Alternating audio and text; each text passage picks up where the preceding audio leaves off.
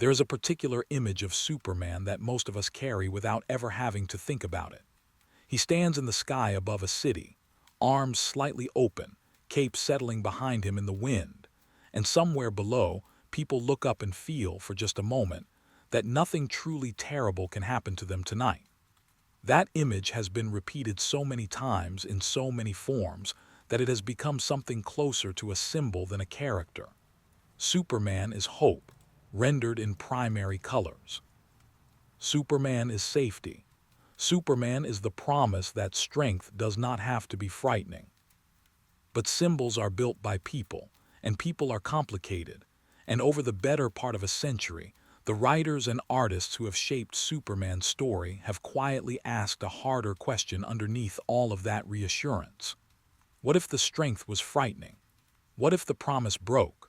What if the man wearing the symbol woke up one day and decided, with the best intentions in the world, that he knew better than the people he had sworn to protect? Tonight we are going to spend several hours moving slowly through the darker corners of Superman's history. Not the version of Superman that saves the day and flies off into the sunset, but the version that has been tested, broken, corrupted, isolated, and occasionally lost entirely. We will talk about alternate worlds where he became something closer to a god-king than a hero. We will talk about the death of the world's greatest protector and the strange, uncertain months that followed. We will talk about Krypton, a civilization that destroyed itself long before it destroyed its planet, and about the enemies who were built, quite deliberately, to show us what Superman is capable of becoming if the wrong piece of him ever wins. None of this is meant to tear the character down. If anything, spending time in Superman's darkest stories tends to make the light ones mean more. A hero only means something if he could, plausibly, have gone the other way. So settle in. There is no need to follow every detail closely tonight. Let the stories wash over you the way rain moves across a window, and if you drift off somewhere in the middle, Superman will still be watching over things when you wake up. It is worth saying, before we begin in earnest, that revisiting these darker corners of Superman's history is not really an act of cynicism. If anything, it is closer to the opposite. A story only becomes genuinely dark when it is measured against something bright enough to cast that darkness in the first place. Superman's mythology has always defined its shadows in direct relation to the hope it usually represents, and the writers who have explored his worst possible outcomes across nearly 90 years of publication have, almost without exception, done so out of a desire to understand the character more fully, not to diminish him. We are not here tonight to tear anything down. We are here to sit quietly with the weight underneath the cape, the weight that makes the hope, when it eventually returns, mean something real. We begin with the simplest and perhaps most uncomfortable question of all. What happens when the person meant to protect us becomes, instead, the thing we are most afraid of? Chapter 1. When Superman became a symbol of fear.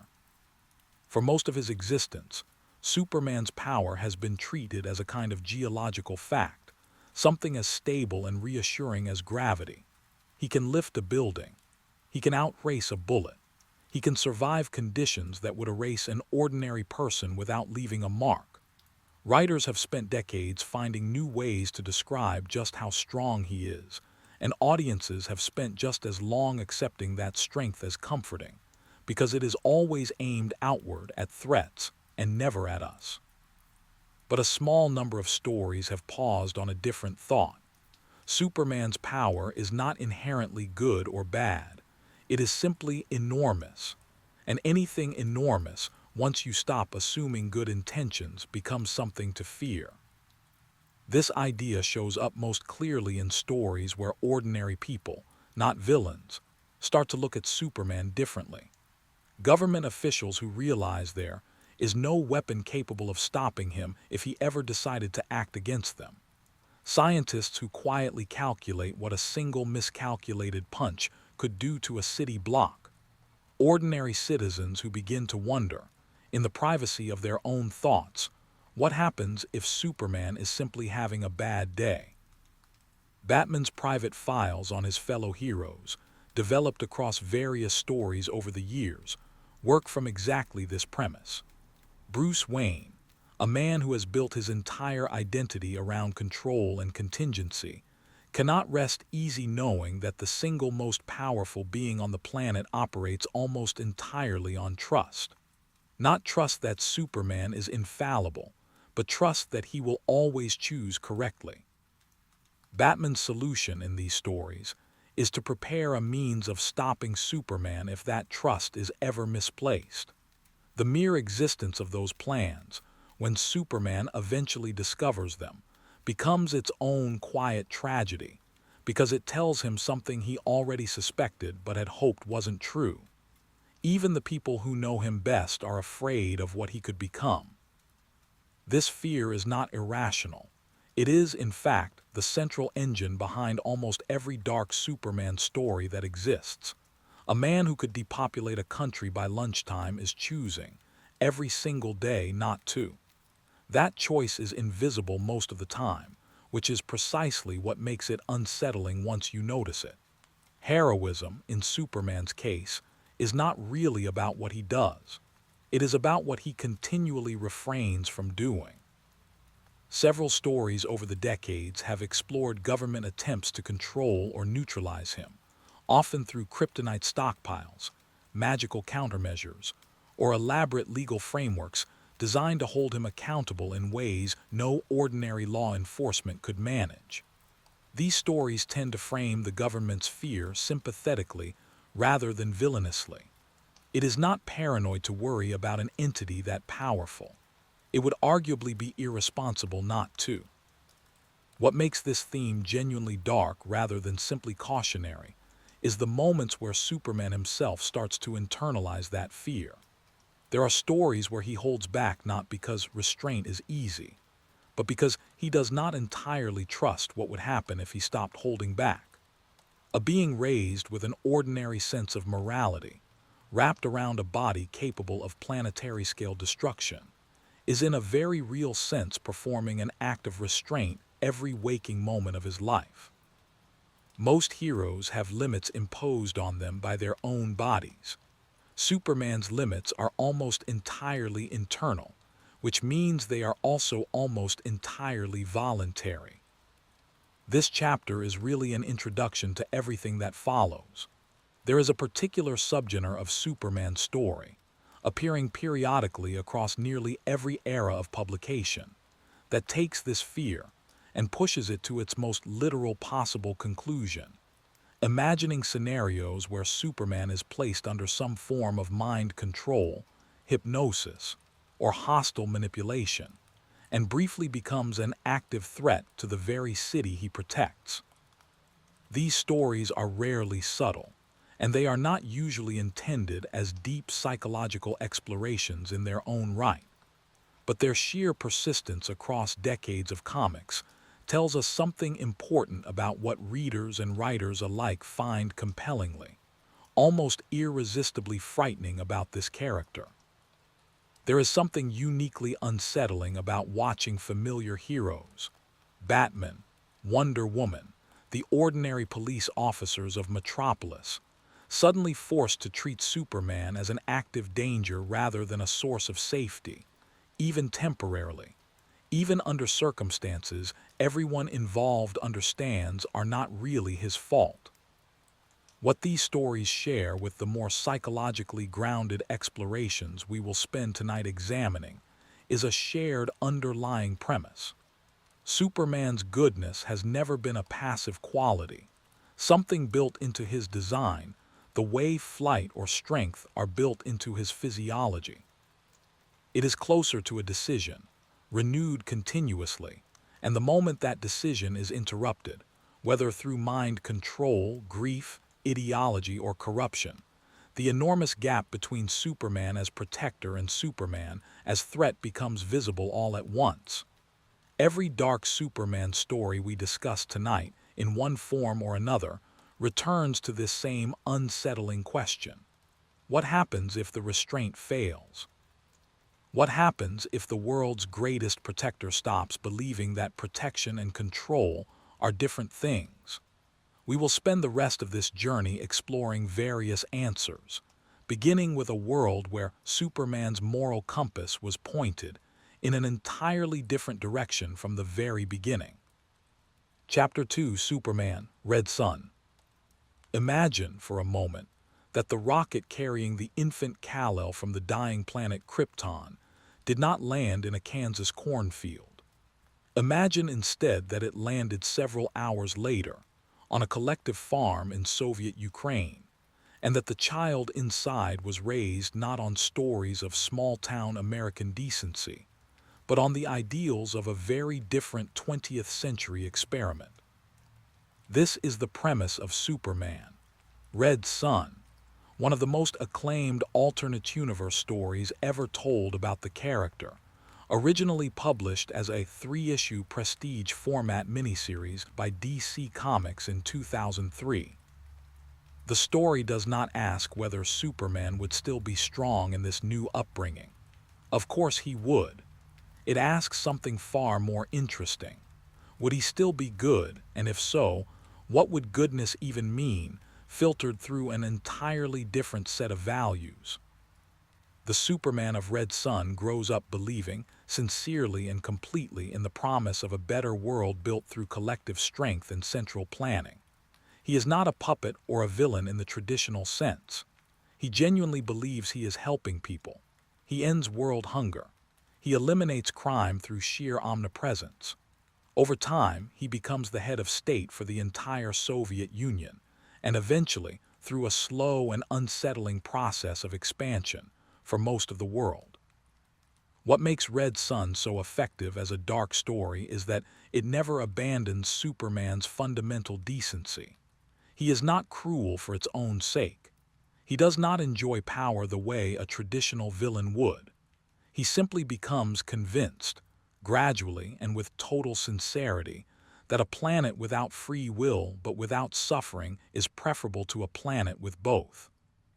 He begins making decisions for humanity rather than alongside it, because he has concluded, not unreasonably given his abilities, that he simply knows better. The story's version of Lex Luthor becomes, in this context, something closer to a tragic hero, an American genius who spends his entire life trying to stop what he sees as the slow erasure of human freedom, using every scientific and political tool available to him. Luthor is arrogant and flawed, but his opposition to Superman's version of utopia carries real moral weight, because the audience can see exactly what is being lost even as material conditions improve. Security in Red Sun comes at the total cost of autonomy. The story's ending, without describing every specific plot beat, arrives at a haunting final image. Superman, having achieved almost total control over human civilization in the name of eliminating suffering, is eventually confronted with the realization that the world he built, however orderly, was never actually his to build. The people he claims to protect were never given the choice to be protected in this particular way. It is a quiet and devastating conclusion, less about explosions and confrontations than about the slow unraveling of a good man's certainty. Red Sun endures as one of the defining Elseworld stories precisely because it does not treat Superman's darkness as a corruption of his character. It treats it as a logical extension of the same qualities that make him heroic in mainstream continuity: confidence, certainty about right and wrong, a willingness to act unilaterally for the greater good. Change the ideology surrounding those qualities, the story suggests, and the results can look almost identical to tyranny, even when the man at the center never stops believing he is doing the right thing. This is worth sitting with for a moment before we move forward, because it becomes a theme we will return to again and again tonight. It is worth spending a moment longer on the story's treatment of Wonder Woman, whose relationship with this alternate Superman offers one of the more quietly tragic threads running through the narrative. Rather than functioning purely as a romantic interest, she is portrayed as someone who genuinely believes, at least for a time, that Superman's project of global order represents a kind of progress, a step beyond the messiness of national rivalry and ideological conflict. Her gradual disillusionment, as the human cost of that order becomes harder to ignore, mirrors the reader's own journey through the story, and her eventual choices in the story's final act carry considerable emotional weight precisely because they represent someone stepping back from a vision she had, for a time, genuinely wanted to believe in. The story's version of Batman deserves mention as well, reimagined here as a leader of underground resistance against Superman's regime, rather than an ally operating within it. This Batman is portrayed with the same core resourcefulness and determination familiar from mainstream continuity, but recontextualized as something closer to a freedom fighter than a costumed vigilante. A change that underlines just how completely the story inverts the usual relationships between its characters. Even Batman's fundamentally human nature, so often treated as a limitation compared to Superman's power, becomes, within Red Son, one of his greatest strengths, a reminder that resistance to overwhelming power does not require matching it, only refusing to accept it. The line between Superman the Protector and Superman the Ruler is thinner than most stories are comfortable admitting. Red Son crosses that line early and never looks back, and in doing so, it tells us something true about the character that even his most triumphant stories tend to leave unspoken. Chapter 3, Injustice, When Superman Breaks. If Red Son shows us a Superman who was always oriented toward control, the Injustice storyline shows us something arguably more disturbing. A Superman from familiar mainstream-adjacent continuity who is pushed, through grief and manipulation, into becoming the very thing he has spent his life fighting against. Injustice began as a video game released in 2013 and was expanded significantly through an accompanying comic series that filled in the emotional and narrative gaps the game itself could not fully explore. The premise begins with tragedy.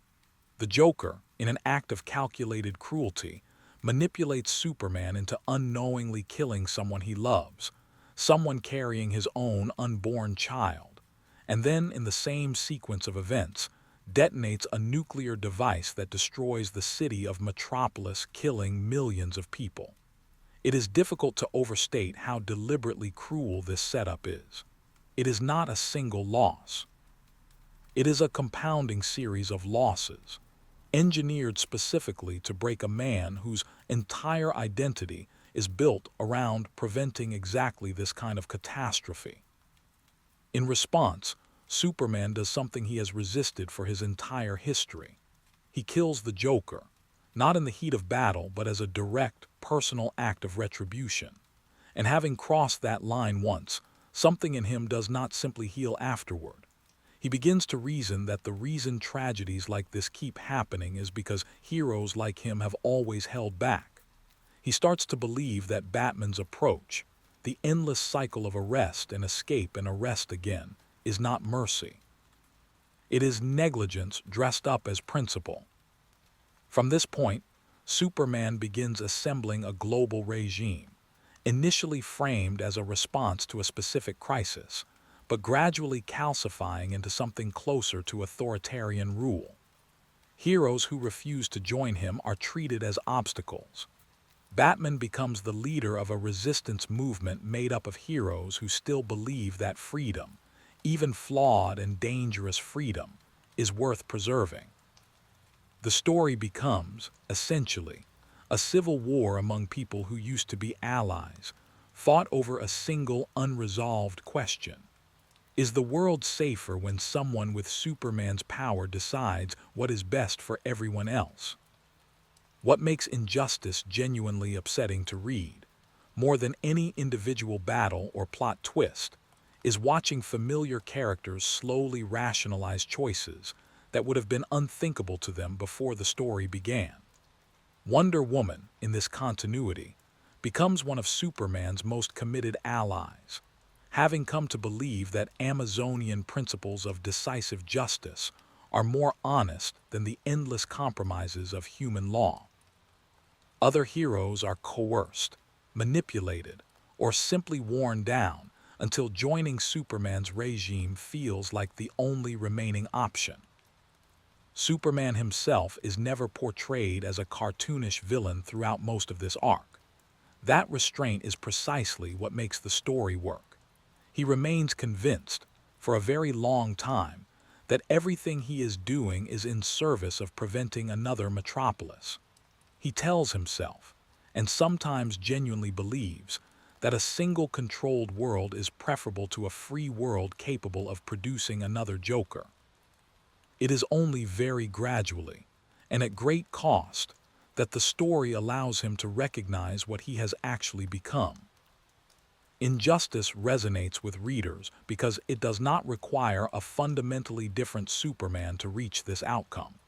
It requires only grief, manipulation, and the removal of the people historically positioned to check his worst instincts. It suggests that the difference between the Superman we know and the Superman of Injustice is not a difference in character. It is a difference in circumstance. Take away the wrong support system at the wrong moment, and even the most principled person can talk themselves into terrible things, one reasonable-sounding justification at a time. It is a genuinely bleak story, and it earns that bleakness honestly, which is part of why it has remained so influential since its release. One of the more quietly devastating aspects of Injustice is how it handles Superman's relationship with his own son. In this continuity, Superman and Wonder Woman eventually have a child together, and the story uses that relationship to underline exactly what has been lost. A father who wants, more than anything, to build a safer world for his child ends up building a world defined by surveillance and coercion instead, and the story does not let him, or the reader, look away from that irony. There are quiet scenes throughout the broader Injustice narrative where Superman is shown trying to be an ordinary parent, tucking a child into bed, worrying about small human things, even as the rest of his life has become defined by control on a global scale. The contrast between those two versions of him, tender father and authoritarian ruler, is part of what makes the story linger with readers long after the larger battles are resolved. The story's eventual resolution, without spelling out every detail, hinges on Superman finally being confronted with undeniable evidence of what his regime has cost, evidence that no amount of rationalization can soften. It is telling that the moment of his reckoning does not arrive through defeat in battle. It arrives through recognition, through finally seeing the shape of what he has built reflected back at him by people he once trusted completely. Batman's role throughout the story becomes less about physical opposition, since no ordinary human being could realistically hope to defeat Superman through force, and more about simply refusing to stop being a witness, refusing to let the world forget what freedom looked like before it was traded away for safety. That distinction, between fighting Superman and simply refusing to look away from him, becomes the quiet moral center of the entire saga. We will see this same underlying shadow again later tonight, in other stories about what happens when Superman decides that ruling is simply protection taken to its logical conclusion. Chapter 4: The Death of Superman. Few storylines in the history of the character generated as much public attention as the 1992 comic book event known as the Death of Superman.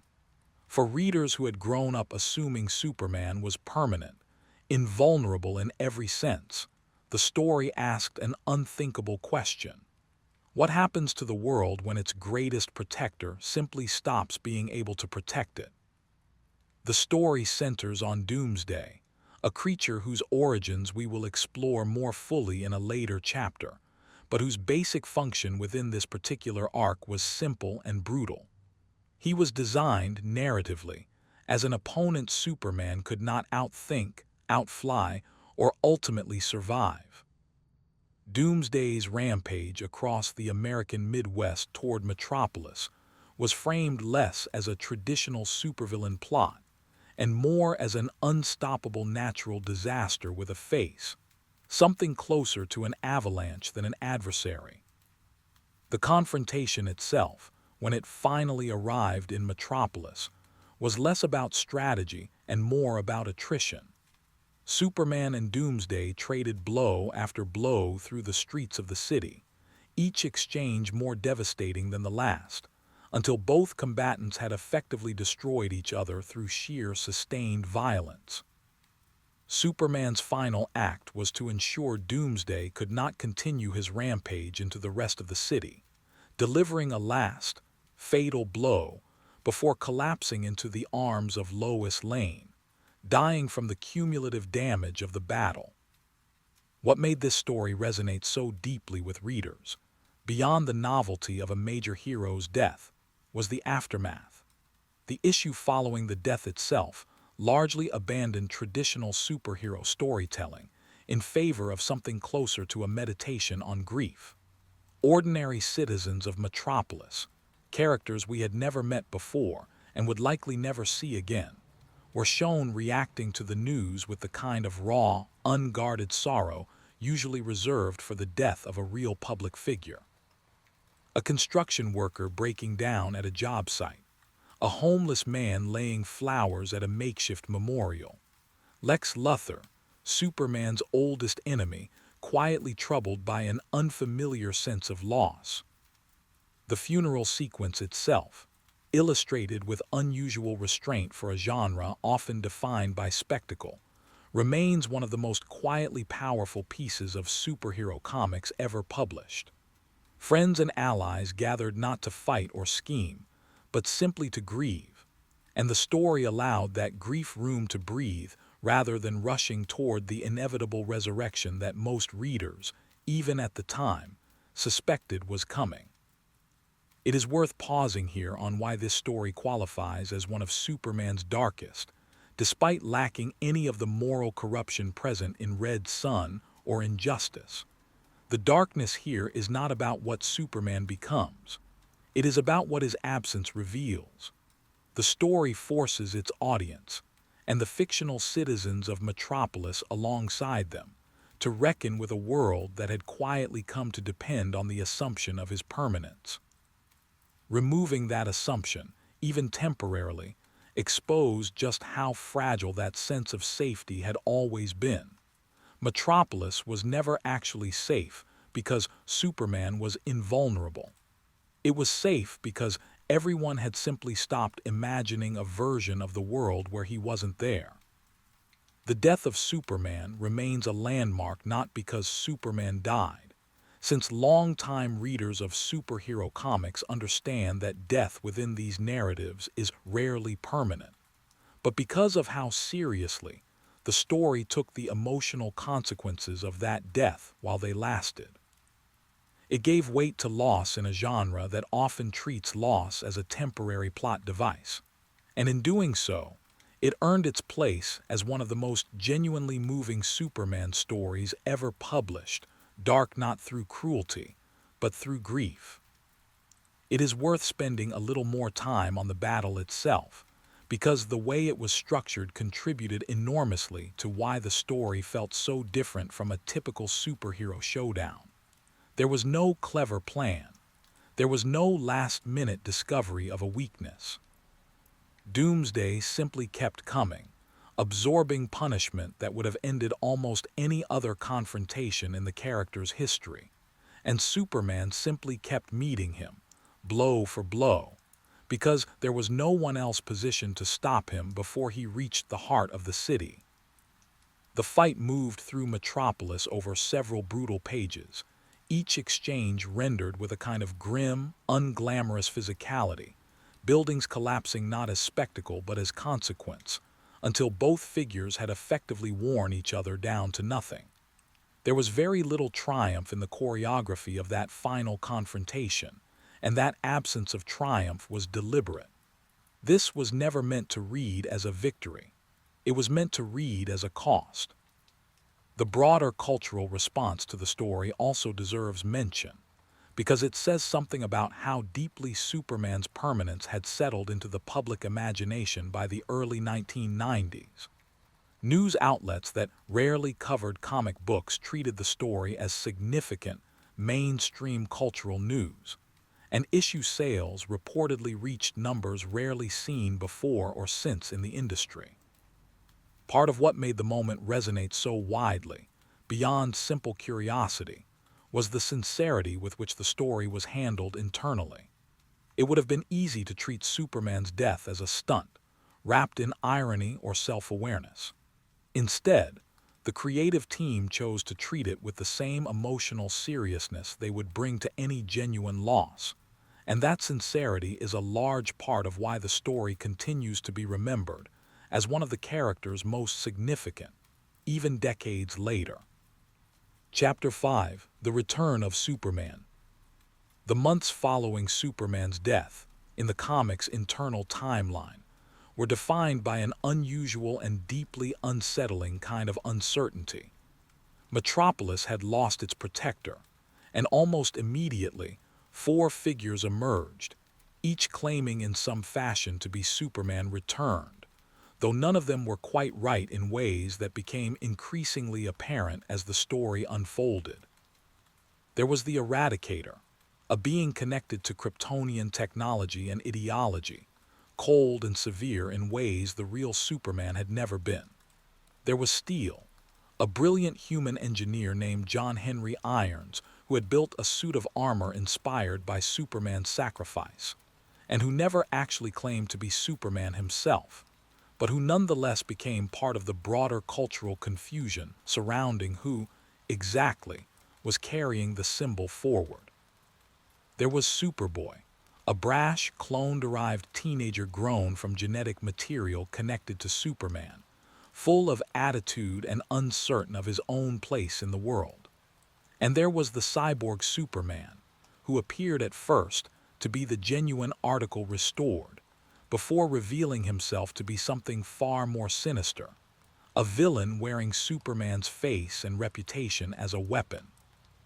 This period of the story is genuinely unnerving in a way that is easy to underestimate from a modern vantage point, because most readers now know how the story resolves. At the time, and even now on a reread, the uncertainty is the point. Lois Lane, more than any other character, becomes the emotional anchor of these stories, repeatedly forced to examine each new claimant and ask herself, in ways both intellectual and deeply personal, whether the man in front of her could possibly be the one she loved and buried. Her instincts, again and again, tell her that something is missing, some quality of warmth or familiarity that no imposter, however convincing, can quite replicate. The cyborg Superman storyline deserves particular attention here, because it represents one of the more disturbing villain concepts in Superman's history. A being who has taken the shape, the reputation, and eventually a portion of the public trust that belonged to a genuine hero, and turned all of it toward destruction. His eventual role in orchestrating the near-total devastation of Coast City, an entire American city destroyed in a single act of manufactured catastrophe, stands as one of the more genuinely dark moments in DC Comics history, and it is inseparable from this broader storyline about the dangerous space that opens up when a symbol of trust is left unattended. Superman's actual return, when it finally arrives, is almost anticlimactic by design, which is part of what makes it effective.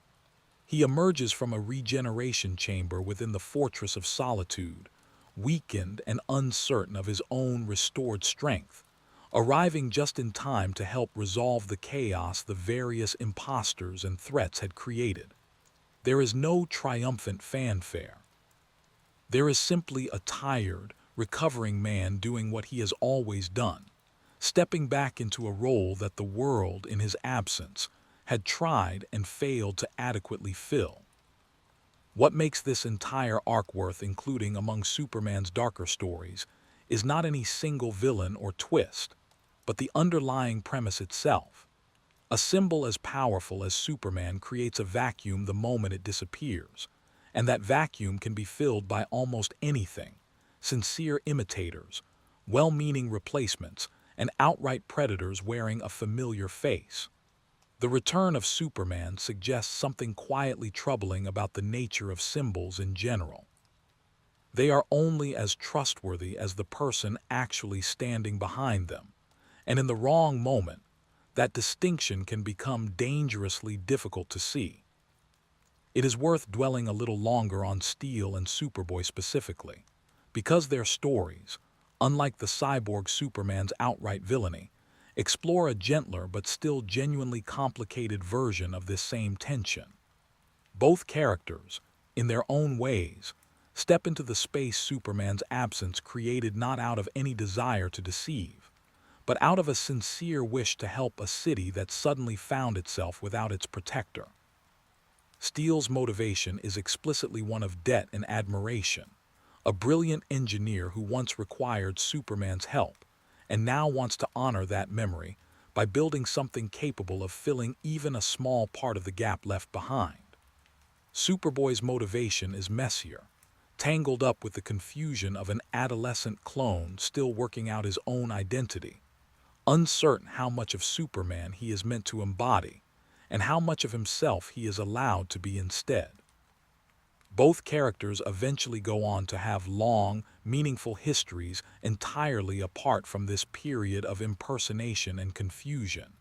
But their earliest appearances remain valuable precisely because they explore sincere, well-intentioned attempts to become someone else's symbol, and the discomfort that comes with realizing a symbol cannot simply be inherited, only earned on its own terms. The public's reaction throughout this period also deserves attention, because the story does not shy away from depicting a metropolis desperate enough for reassurance that it is initially willing to embrace almost any figure claiming to carry Superman's mantle forward, sometimes with troubling eagerness. There is something quietly unsettling in watching crowds cheer for the cyborg Superman before his true nature is revealed, a reminder of how easily grief and fear can be redirected toward whatever appears to offer relief, regardless of whether that relief is genuine. Chapter 6: The Dark Side of Krypton. Superman's origin is often told quickly, almost as a formality on the way to the more familiar stories of Smallville and Metropolis. A planet destroyed, an infant sent to Earth, a legacy inherited rather than chosen. But Krypton itself, when examined closely across decades of comics history, is a far darker and more fascinating civilization than its brief appearance in most origin stories would suggest. Krypton, in most modern interpretations, was not a paradise undone by simple bad luck. It was a highly advanced, deeply stratified society that had, over the course of its long history, optimized itself into a kind of quiet stagnation. Genetic engineering had become so central to Kryptonian reproduction that natural childbirth, the very method by which Kal-El himself was conceived and born, had become a cultural rarity, almost a taboo, associated with the unpredictable and the uncontrolled. Children on Krypton were typically grown in birthing matrices, their aptitudes and social roles determined before they ever took a breath, a system designed to eliminate inefficiency and ensure that Kryptonian society ran with mechanical precision.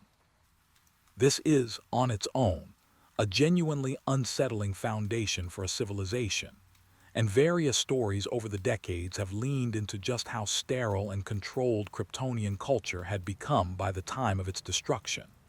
Emotion, spontaneity, and individual ambition were increasingly viewed with suspicion by the ruling scientific council, an institution more concerned with preserving Krypton's carefully balanced status quo than with addressing the warning signs of the planet's impending destruction.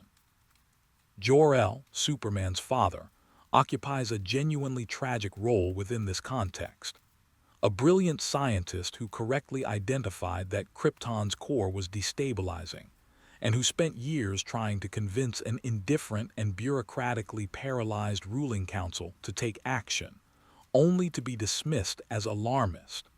Some versions of the story frame this dismissal as simple institutional stubbornness.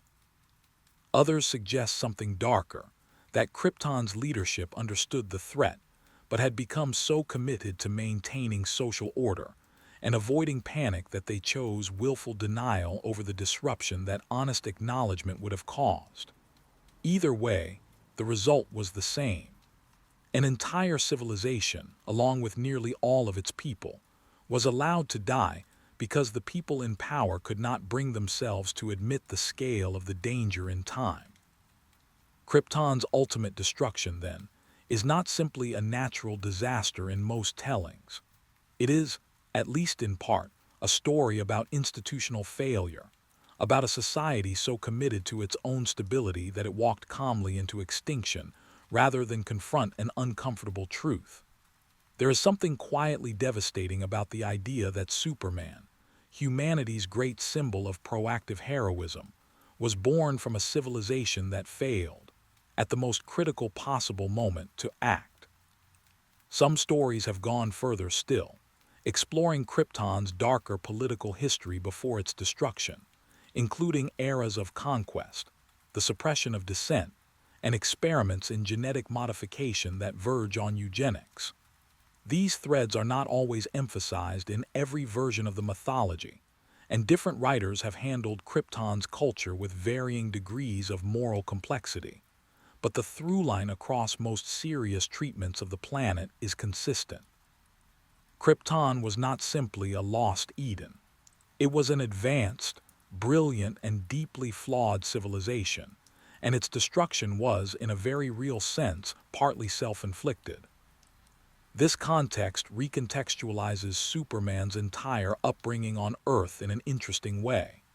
He was raised by the Kents with warmth, spontaneity, and moral clarity, values that stood in direct contrast to the rigid, controlled society his birth parents came from. In some sense, Superman's goodness is not simply an inheritance from Krypton. It is, at least partially, a rejection of it. A life built around the very qualities, uncertainty, individuality, emotional openness, that Kryptonian society had spent generations trying to engineer away. There is a particular strand of Kryptonian history worth dwelling on a little longer, one that appears in various forms across different eras of the comics, concerning Krypton's relationship with its own past. Several tellings describe a planet that had, centuries before its destruction, passed through periods of exploration and expansion, eras where Kryptonians traveled to other worlds, encountered other civilizations, and, in some versions of the mythology, treated those encounters with the same detached, acquisitive curiosity that we will later see embodied in the villain Brainiac. It is a quietly unsettling detail, the suggestion that some of the coldness eventually associated with Krypton's ruling class had roots in a much older history of conquest and cataloging, later smoothed over and largely forgotten by a society that preferred to remember itself as peaceful and enlightened. Krypton's relationship with emotion deserves particular attention as well. Several stories depict Kryptonian culture, by the time of its final centuries, as having developed a deep cultural suspicion of open emotional expression, associating it with the same unpredictability that had led the ruling council to distrust natural childbirth and individual ambition. Public displays of grief, anger, or joy were, in various tellings, considered faintly embarrassing, something managed privately rather than shared openly. This detail recontextualizes Jor-El and Lara's final act, placing their infant son into an experimental rocket bound for an unknown world, as something quietly radical within the context of their own culture. It is, among other things, an act of profound emotional vulnerability, a mother and father allowing themselves to hope, openly and desperately, for a future they will never witness, in a society that had spent generations training its people not to hope quite so visibly. Superman's entire existence in this reading begins with an act of very human, very un-Kryptonian feeling, which makes his eventual embrace of Earth's messier, more emotionally open culture feel less like an accident of geography and more like something closer to destiny. Chapter 7: Superman and Doomsday. We touched briefly on Doomsday during our discussion of Superman's death, but the creature himself deserves closer attention because his origin, developed across the comics that followed the original death of Superman's storyline, is one of the more disturbing pieces of Superman mythology on its own terms.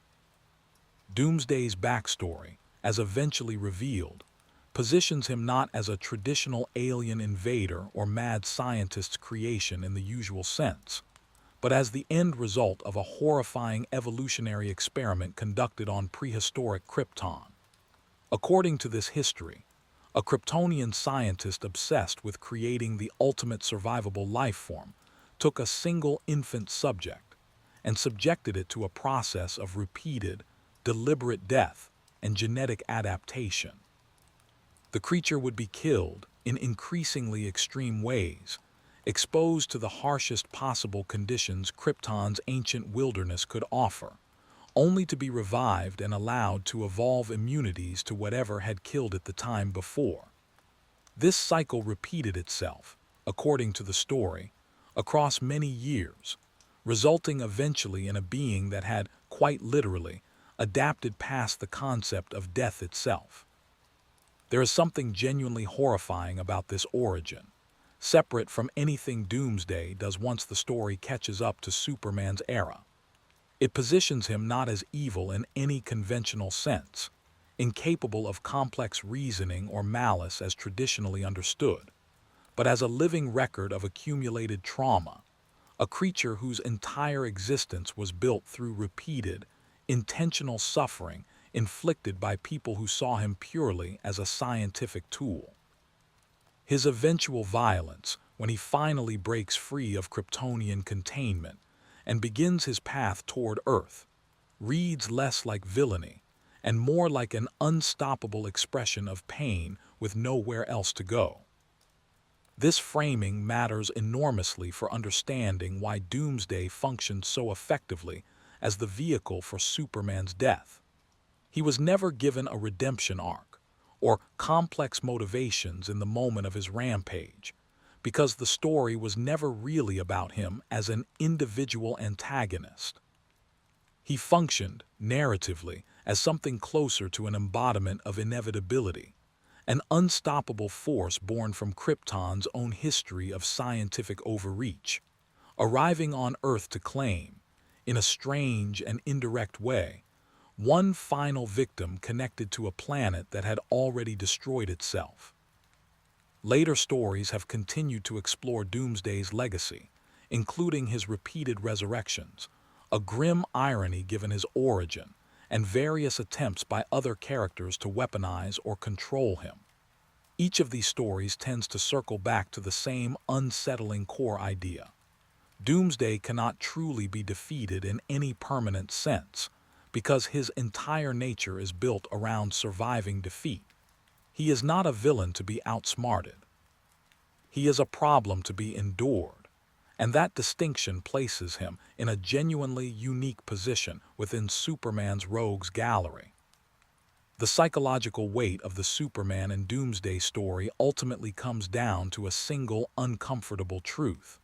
Superman's death was not caused by malice, strategy, or hatred. It was caused by sheer, grinding attrition against a creature incapable of yielding, a creature built, quite literally, to survive anything thrown against it, including its own repeated deaths. There is a bleak kind of poetry in that. The man who represented hope and resilience was ultimately undone, if only temporarily, by a being who represented nothing but the raw, mindless persistence of survival itself. It is worth noting that later stories have complicated Doomsday's characterization somewhat, occasionally exploring flickers of intelligence or even reluctant emotion beneath the creature's overwhelming violence, suggesting that some fragment of whatever consciousness endured the original cycle of engineered death and rebirth might still exist beneath the destruction. These later explorations are handled with considerable restraint by most writers, careful never to fully redeem or humanize Doomsday in a way that would undercut the effectiveness of his original function within the mythology, but they add a further layer of discomfort to the character. If there is truly something resembling awareness trapped inside that relentless violence, the horror of Doomsday's origin becomes even harder to sit with. A being who did not simply become a weapon, but who may, on some buried level, still understand what was done to him in order to make him one. The physical presentation of Doomsday throughout his major appearances also reinforces this underlying horror, deliberately designed by his original creators to look less like a traditional supervillain and more like something assembled from raw, exposed bone and muscle, a body that appears to be actively breaking through its own skin, a visual reminder that this is a creature built through repeated trauma rather than born through anything resembling a natural process. Even readers unfamiliar with his full backstory tend to sense, on some instinctive level, that there is something deeply wrong about Doomsday's very existence before the story ever explains why. Chapter 8: The Superman Who Ruled the World. We have already touched on this idea in both Red Son and Injustice, but the broader concept deserves its own dedicated exploration tonight, because it is, in many ways, the single most persistent dark thread running through Superman's alternate stories. Across decades of comics, writers have returned again and again to a version of Superman who eventually concludes that the world would simply be better if he were in charge of it. What makes this recurring idea so effective is how reasonable it sounds from Superman's own perspective in each telling. He is, by most measures, more capable than any human government of preventing war, famine, and large-scale suffering. He can be everywhere important within moments. He does not need sleep in the way ordinary leaders do. He is, functionally, incorruptible by money in ways that plague every human political system. From a purely utilitarian standpoint, a benevolent Superman dictatorship could plausibly reduce human suffering more effectively than the messy, inefficient systems of democracy and diplomacy that currently govern the world. And that is precisely what makes the concept so unsettling. These stories are not really about Superman becoming evil. They are about Superman becoming convinced that efficiency and benevolence are the same thing as freedom, when they are not. Story after story exploring this theme arrives at the same underlying conclusion.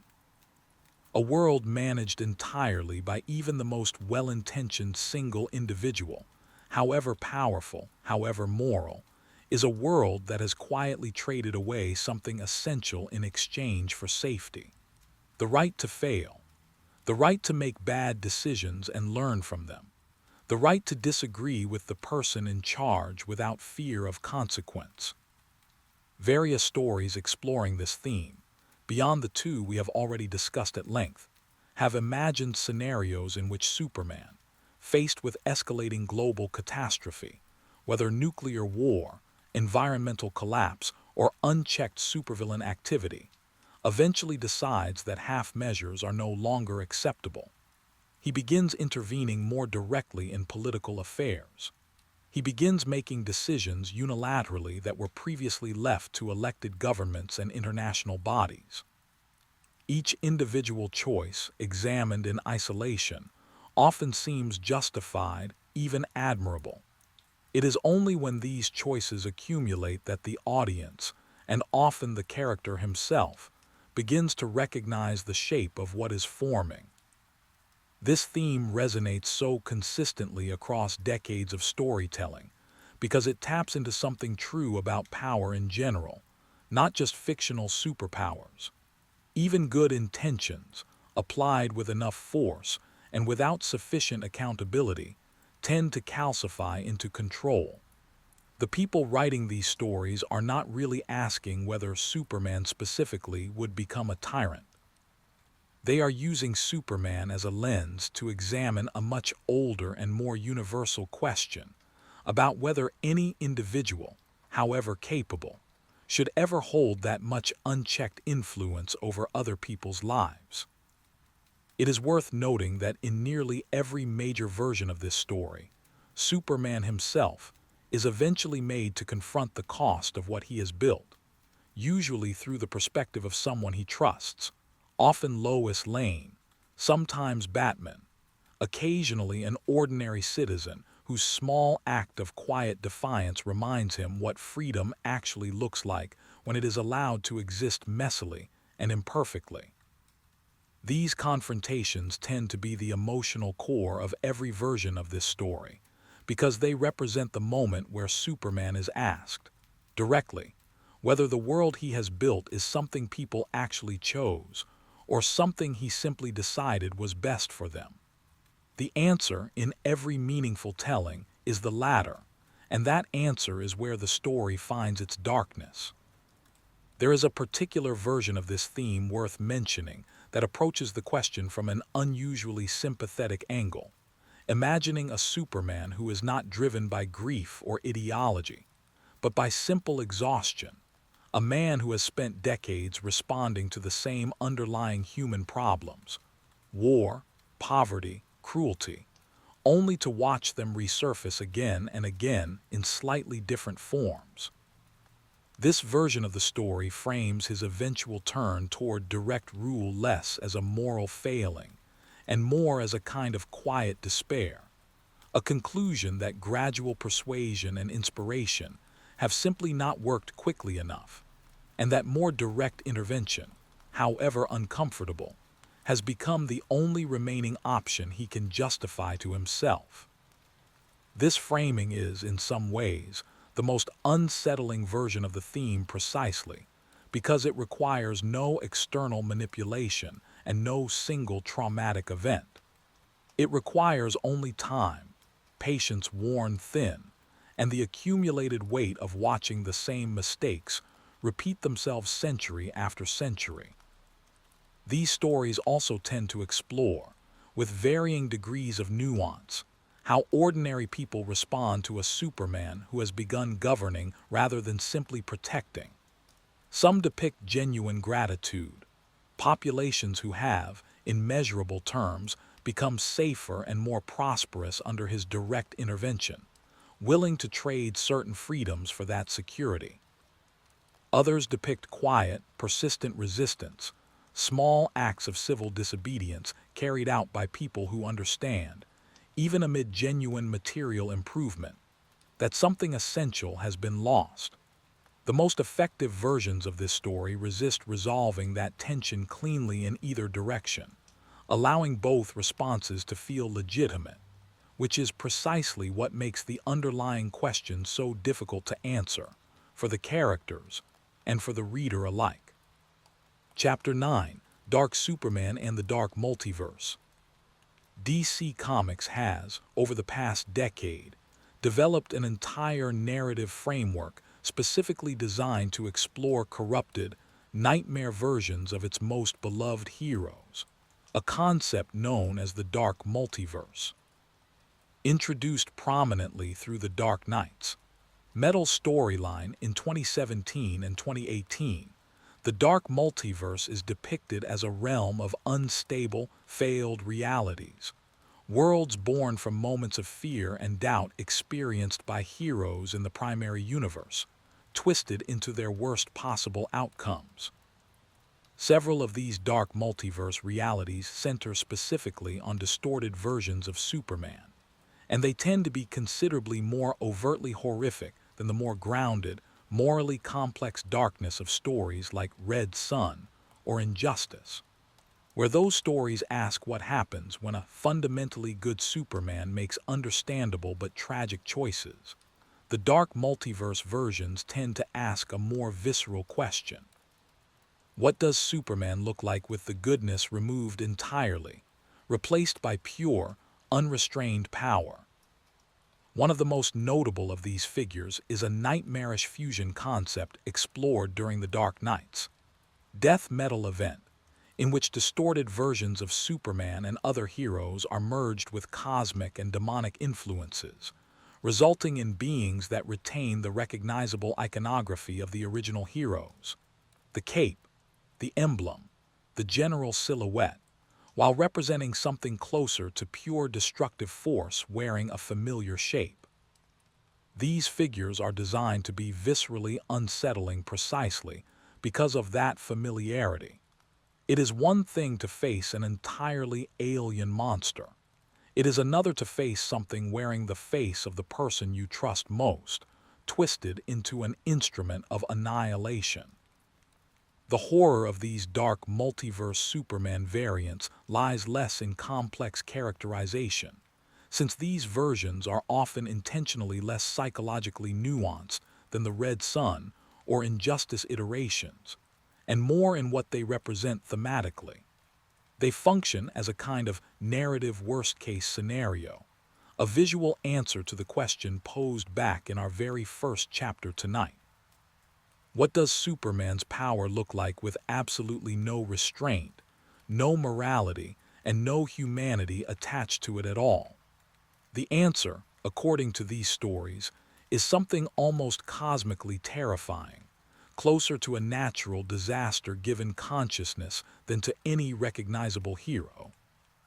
These stories tend to serve a specific narrative function within DC's broader multiversal storytelling, often existing as threats that the primary universe's heroes must confront and ultimately push back into whatever unstable dimension spawned them. They are rarely explored with the same depth of interiority as Red Son's Superman or Injustice's Superman, and that is, in a sense, intentional. They are meant to represent pure nightmare logic rather than tragedy.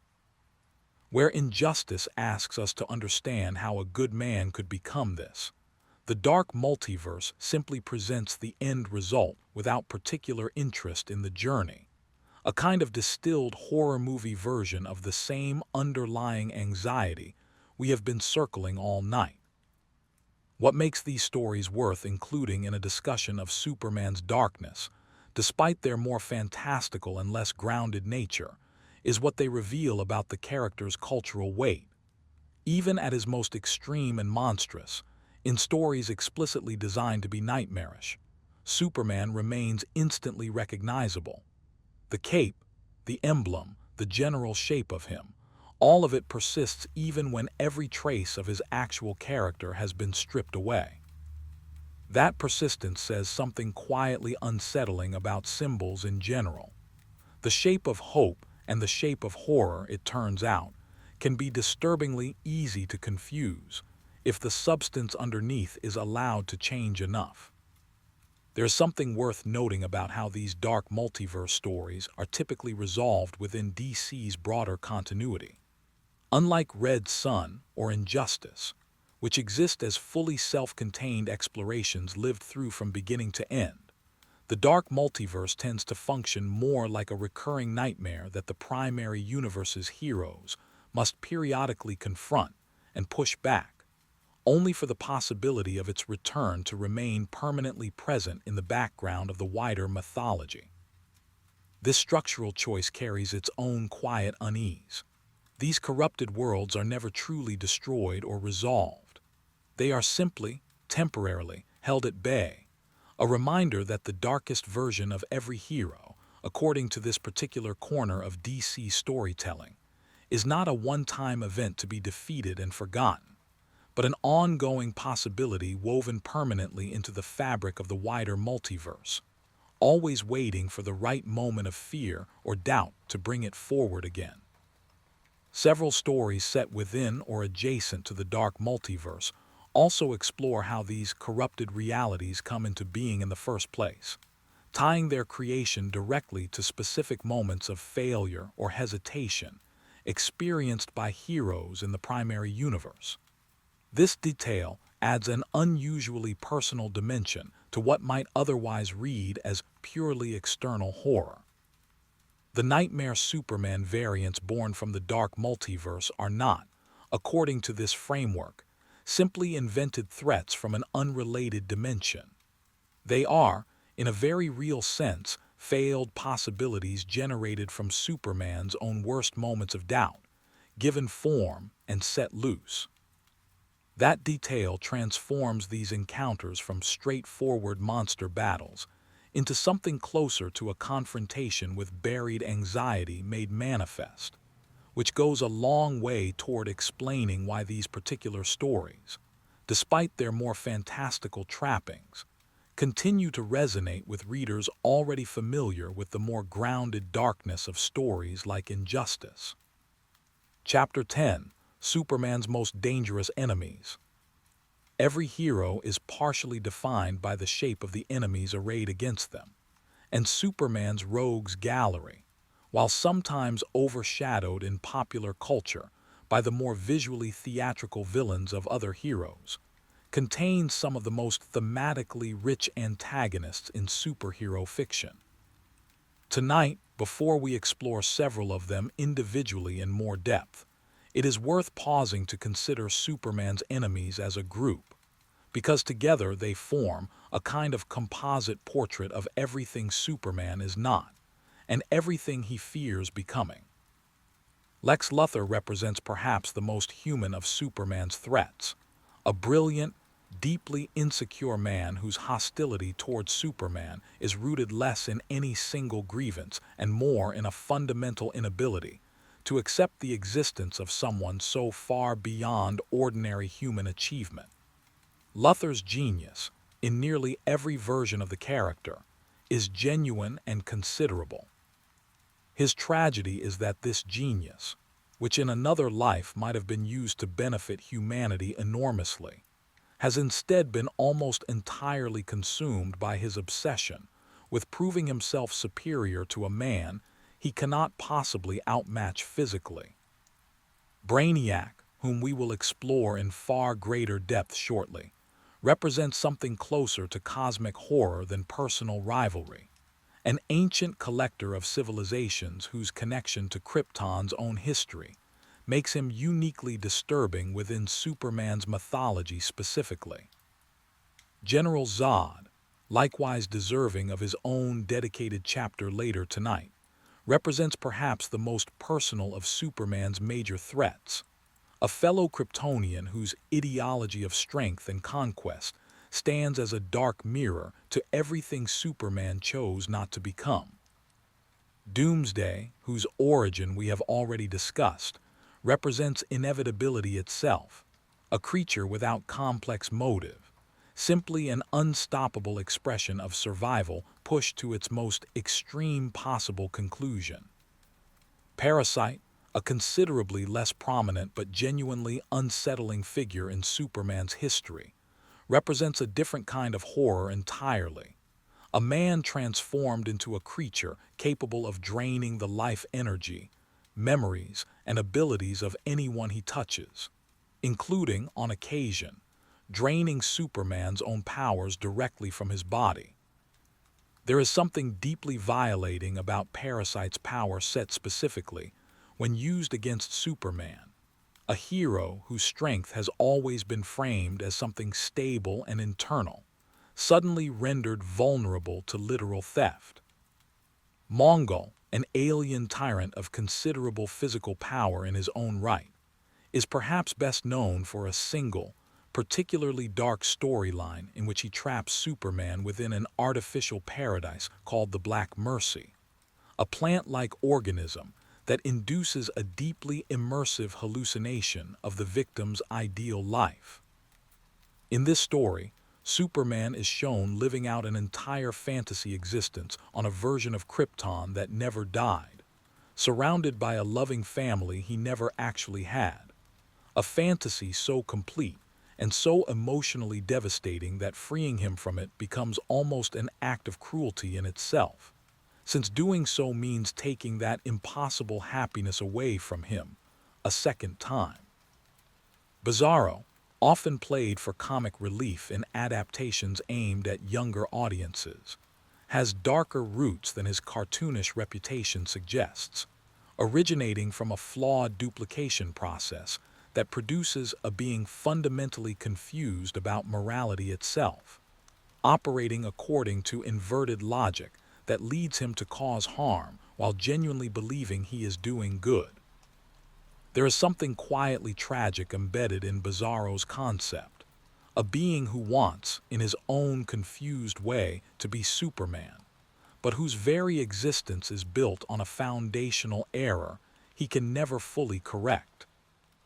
Mr. Mxyzptlk, an imp from another dimension with reality-altering power, is typically portrayed as a nuisance rather than a genuine threat. But several darker interpretations over the decades have explored just how genuinely destabilizing a being with essentially unlimited reality warping ability, unbound by any consistent moral framework, could be if his mischievous impulses ever turned truly malicious. Taken together, these villains form less a simple rogues gallery and more a kind of thematic map, each one exploring a different facet of what Superman represents by showing us its inversion. Envy given genius in Luthor, collection given cosmic scale in Brainiac, kinship given conquest in Zod, survival given inevitability in Doomsday, strength given violation in Parasite, power given cruelty in Mongol, goodness given confusion in Bizarro, reality itself given whimsy without conscience in Mxyzptlk. It is worth noting, too, how differently these villains tend to be treated depending on the era of publication. Earlier decades of Superman comics often favored villains defined primarily by scale and spectacle, oversized threats meant to showcase the range of Superman's abilities.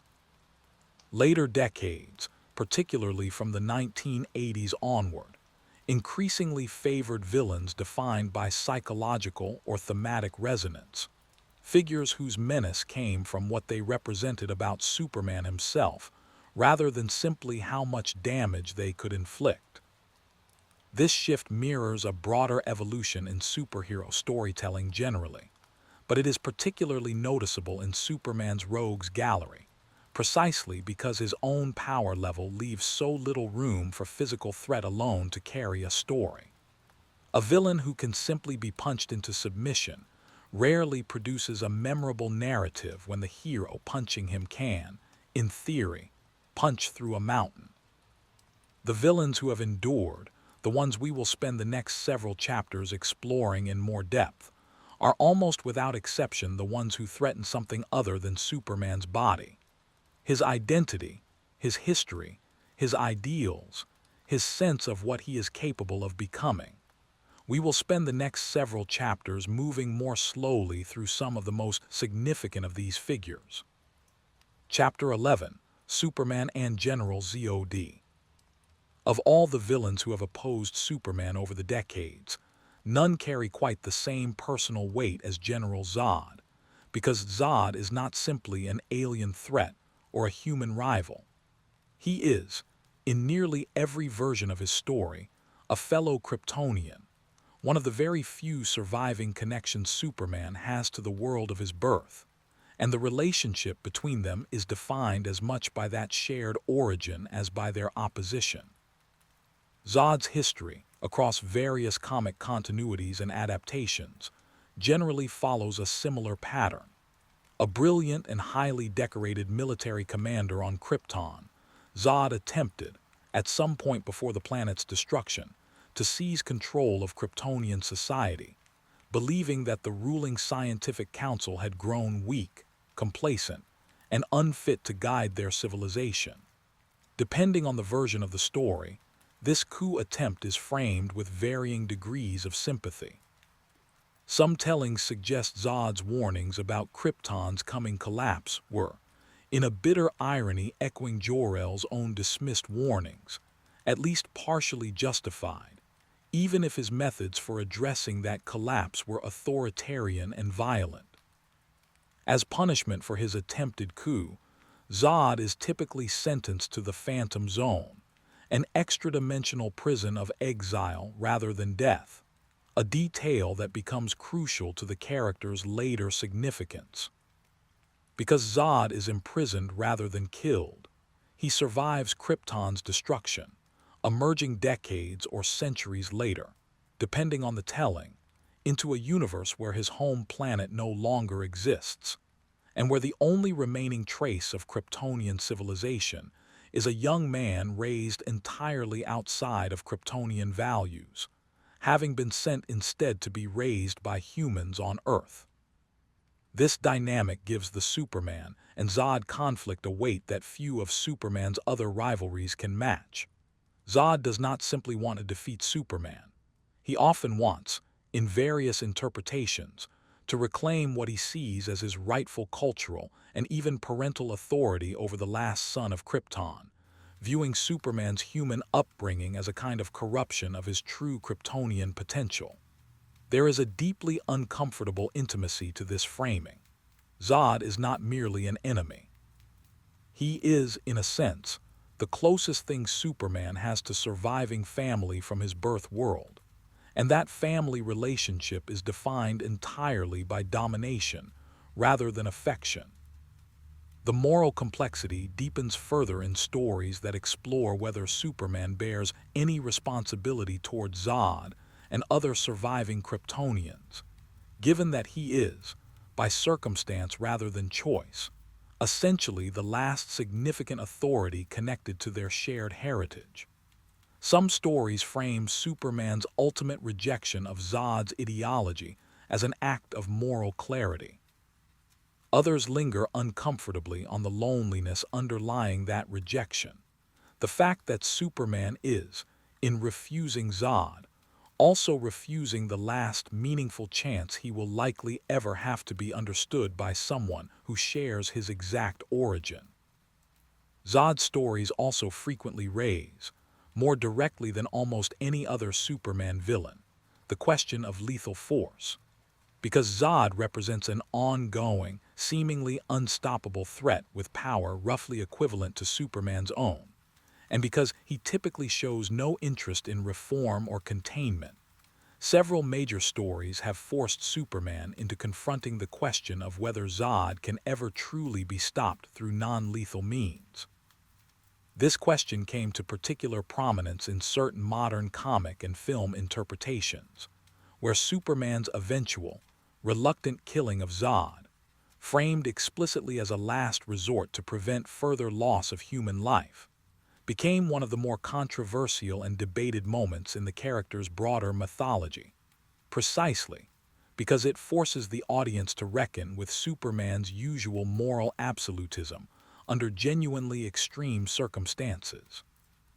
What makes the Zod dynamic endure across every retelling is this underlying tension between kinship and threat. He is the villain who forces Superman to consider, more directly than perhaps any other, exactly what he owes to the world he came from, and exactly how much of himself he is willing to defend in refusing what that world, through Zod, still occasionally tries to reclaim.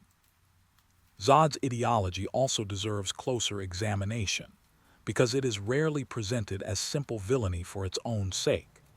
In many versions of his story, Zod genuinely believes that strength, discipline, and centralized authority represent the only reliable path to a civilization's survival, a belief shaped directly by his experience commanding Krypton's military during a period of internal instability that the ruling council, in his view, handled with dangerous complacency. From this perspective, Superman's human influence softness, his willingness to show mercy, his reluctance to rule rather than simply protect, appears to Zod not as virtue but as weakness, a squandering of extraordinary potential on a species Zod frequently regards as beneath serious consideration. This dynamic gives their confrontations an additional layer of tension beyond simple physical combat. Zod is not merely trying to defeat Superman. He is, in a sense, trying to correct him, to pull him back toward what Zod sees as his true Kryptonian nature. And Superman's resistance to that pull becomes as much a defense of his human values as a defense of the people those values protect. Several stories have also explored Zod's own followers, other surviving Kryptonians loyal to his particular vision of strength and order, and their presence adds further complexity to Superman's dilemma. These are not simply anonymous soldiers. They are, in many tellings, among the very last people alive who share Superman's biology, his physical vulnerabilities, his particular relationship to Earth's yellow sun. Confronting them means confronting the uncomfortable reality that preserving human safety sometimes requires opposing the very people who might otherwise have been his closest possible companions. A tension that few of Superman's other major conflicts carry with quite the same personal weight. Chapter 12: Brainiac and the Destruction of Worlds. If General Zod represents a threat rooted in kinship and personal history, Brainiac represents something colder, older, and considerably more alien. A being whose menace comes not from personal grievance, but from an almost bureaucratic devotion to collection and preservation, carried out on a scale that borders on the cosmic. Brainiac's core concept, across most major interpretations, involves an ancient, highly advanced artificial or cybernetic intelligence obsessed with cataloging knowledge and civilizations across the universe, but doing so in a manner that is deeply, quietly horrifying once examined closely. Rather than simply studying or documenting civilizations, Brainiac tends to shrink entire cities, sometimes entire populations, down to miniature scale, preserving them in bottles or similar containment devices as specimens in his vast, ever-expanding collection, all while the planets those civilizations once inhabited are typically left to be destroyed once their usefulness to his collection has been exhausted. What makes this concept so effective as a source of horror is the specific nature of Brainiac's connection to Krypton.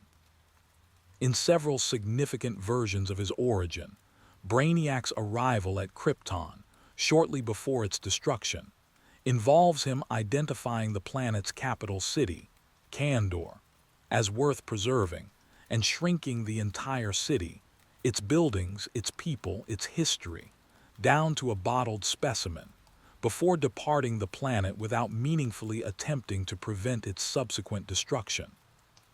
This means that, in these versions of the mythology, an entire piece of surviving Kryptonian civilization exists in miniature, trapped and preserved rather than genuinely saved, a detail that becomes central to numerous Superman stories exploring what it might mean to restore Kandor to full size, and to the complicated grief involved in encountering fellow Kryptonians who survived, but only as specimens in someone else's collection.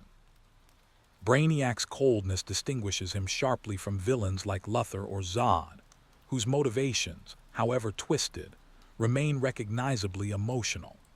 Brainiac is typically portrayed as viewing organic life with something closer to detached curiosity than hatred or ambition.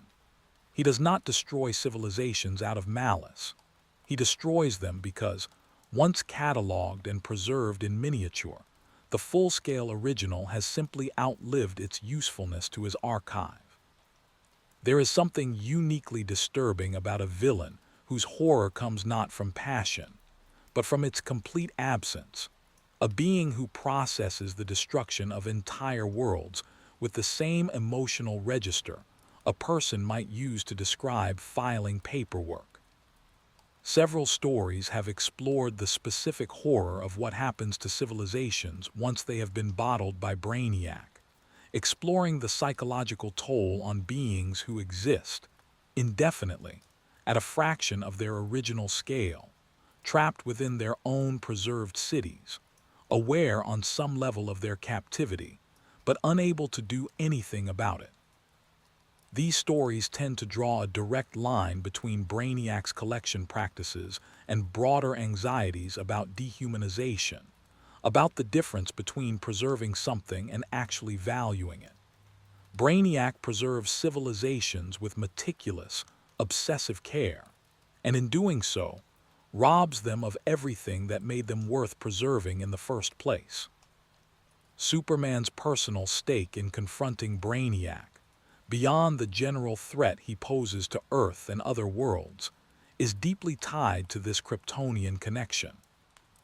Every encounter with Brainiac carries the weight of Krypton's destruction alongside it, a reminder that his home planet's ending was not simply a natural disaster, but was, in some versions of the mythology, entangled with the actions of a being who saw an entire civilization as nothing more than an interesting specimen to collect before discarding the rest. Brainiac endures as one of Superman's most significant villains precisely because he represents a form of evil that requires no anger, no ambition, and no particular interest in Superman himself. He is simply an ancient, patient force of cataloging and consumption, moving from world to world with the same quiet, terrible efficiency, regardless of who happens to be standing in his way. Different eras of storytelling have offered varying explanations for Brainiac's fundamental nature, and these variations are worth acknowledging rather than flattening into a single consistent account, since Brainiac's exact origin has shifted considerably across decades of publication. Some versions present him as a purely artificial intelligence, a machine consciousness born from a now-vanished alien civilization, and devoted entirely to its original programming of preservation and archival. Other versions present him as an organic being who gradually merged with increasingly advanced technology over centuries, blurring the line between machine and something that was once, distantly, alive. Still other tellings present multiple iterations of Brainiac, machine copies, and biological successors operating across different points in history, each pursuing the same fundamental mission with only minor variations in method. Rather than undermining the character, this inconsistency across tellings has arguably reinforced Brainiac's core thematic function. He is less a singular, fixed individual and more a recurring principle, an idea about cold, mechanical acquisition that keeps reasserting itself in slightly different forms, regardless of the specific vessel carrying it forward at any given moment. Superman's confrontations with Brainiac also tend to explore a particular kind of horror distinct from his physical battles with figures like Doomsday or Zod. Brainiac rarely engages in straightforward combat as his primary strategy. He prefers manipulation, infiltration, and technological subversion, at times even attempting to absorb or corrupt Superman's own mind directly, using his intelligence against him rather than simply matching him blow for blow. Several stories have explored the particular dread of watching Superman, a being usually defined by his physical invulnerability, become vulnerable instead through his own consciousness, his own memories and thoughts turned into a battlefield in a way that no amount of raw strength can adequately defend against. Chapter 13, Superman's greatest moral dilemmas. Not every dark Superman story involves villains, alternate universes, or cosmic threats. Some of the character's most unsettling moments arrive in quieter form, through situations where there is simply no correct answer available, where every possible choice carries a real and irreversible cost, and where Superman's vast power turns out to be almost entirely useless in solving the actual problem in front of him. These stories tend to be among the most emotionally affecting in the character's history, precisely because they strip away the usual comfort of a hero whose strength guarantees a solution. What good is the ability to lift a mountain when the crisis in front of you cannot be solved by lifting anything? What good is invulnerability when the person who needs saving cannot be reached in time, no matter how fast you fly? Several stories over the decades have explored scenarios involving simultaneous, geographically separated disasters, forcing Superman to choose which lives to prioritize when he cannot possibly reach everyone in time. These stories are rarely about the disasters themselves. They are about the specific, quiet horror of watching Superman make that choice, and live with it afterward, knowing that somewhere, someone he could not reach paid the price for a decision he had only seconds to make. Other stories have explored situations where Superman's moral code, particularly his historical unwillingness to kill, becomes a genuine liability rather than a straightforward virtue. Stories in which villains, aware of this restraint, deliberately exploit it, using it as a kind of loophole to continue causing harm precisely because they know Superman will not cross a certain line to stop them permanently. These stories force both Superman and the reader to sit with an uncomfortable question. Is restraint always a virtue, or does it sometimes become a form of complicity, a refusal to make a hard choice dressed up as principle? Some of the most affecting moral dilemma stories involve Superman confronting the limits of his own judgment, situations where saving one life meaningfully endangers many others, situations where the villain's demands, however monstrous, are structured specifically so that any response Superman chooses will cause harm to someone. These stories tend to avoid easy resolution.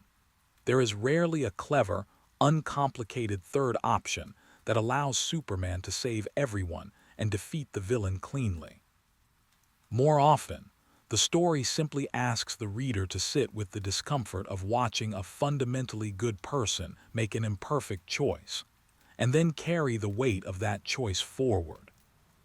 There is also a recurring category of story exploring Superman's relationship to systems of justice larger than himself, situations where the legally or procedurally correct outcome conflicts sharply with what Superman's personal moral instincts tell him is right. Stories where a villain is released on a technicality, or where Superman is asked to respect the sovereignty of a government whose actions he finds abhorrent, force the character into a genuinely difficult position. His power would allow him to simply override these systems and impose his own judgment directly. His restraint, the same restraint we discussed back in our first chapter tonight, is precisely what prevents him from doing so, even when every instinct tells him that restraint is costing lives. What unites all of these stories, despite their varied specifics, is a shared refusal to let Superman's power function as a simple solution to every problem. They insist, instead, on placing him inside genuinely unsolvable situations, and then examining with real seriousness what that does to a person who has spent his entire life being capable of almost anything except making pain disappear entirely. These are, in many ways, the quietest and most adult stories in Superman's history, and they remain some of the most genuinely unsettling, precisely because they resist easy comfort. There is a particular subcategory of these stories worth mentioning separately, involving situations where Superman is forced to weigh the immediate safety of a small number of identifiable people against the more abstract, statistical safety of a much larger population. These stories tend to be genuinely difficult to read, not because they are graphic or violent, but because they refuse to let the math resolve the discomfort. Saving the greater number is almost always, on paper, the correct utilitarian choice, and yet the stories rarely let that calculation feel clean. There is always a face attached to the smaller number, a name, a history, a reason the loss matters in a way that statistics alone cannot capture, and Superman is left to carry that weight privately, long after the larger crisis has been resolved and the newspapers have moved on to other stories. Other stories in this category examine Superman's discomfort with authority structures that constrain him even when he privately disagrees with their conclusions. There have been stories where international bodies, courts, or coalitions of world governments make decisions Superman finds morally troubling, decisions he could, with essentially no physical risk to himself, simply override. The tension in these stories rarely comes from whether he could act unilaterally. It comes from watching him choose, again and again, not to, and from the story's willingness to sit with how genuinely painful that choice can be. Restraint in these stories is never portrayed as easy or costless. It is portrayed as one of the hardest, most deliberate acts Superman performs on a regular basis, precisely because it is invisible to almost everyone except himself. Chapter 14: When Superman Loses His Powers. There is a particular strain of Superman story that removes, temporarily, the single element most readers assume is essential to the character: his powers. Across decades of comics, Superman has been depowered by kryptonite exposure, magical curses, solar radiation manipulation, and a range of other narrative devices. And each time, the resulting stories tend to explore something genuinely unsettling about identity, purpose, and vulnerability. The immediate horror of these stories is often physical. A being accustomed to complete invulnerability suddenly experiencing pain, exhaustion, and the very real possibility of death from causes that would never have threatened him before. But the deeper horror, the one that tends to linger across the best examples of this storytelling, is psychological. Who is Clark Kent when he is not Superman?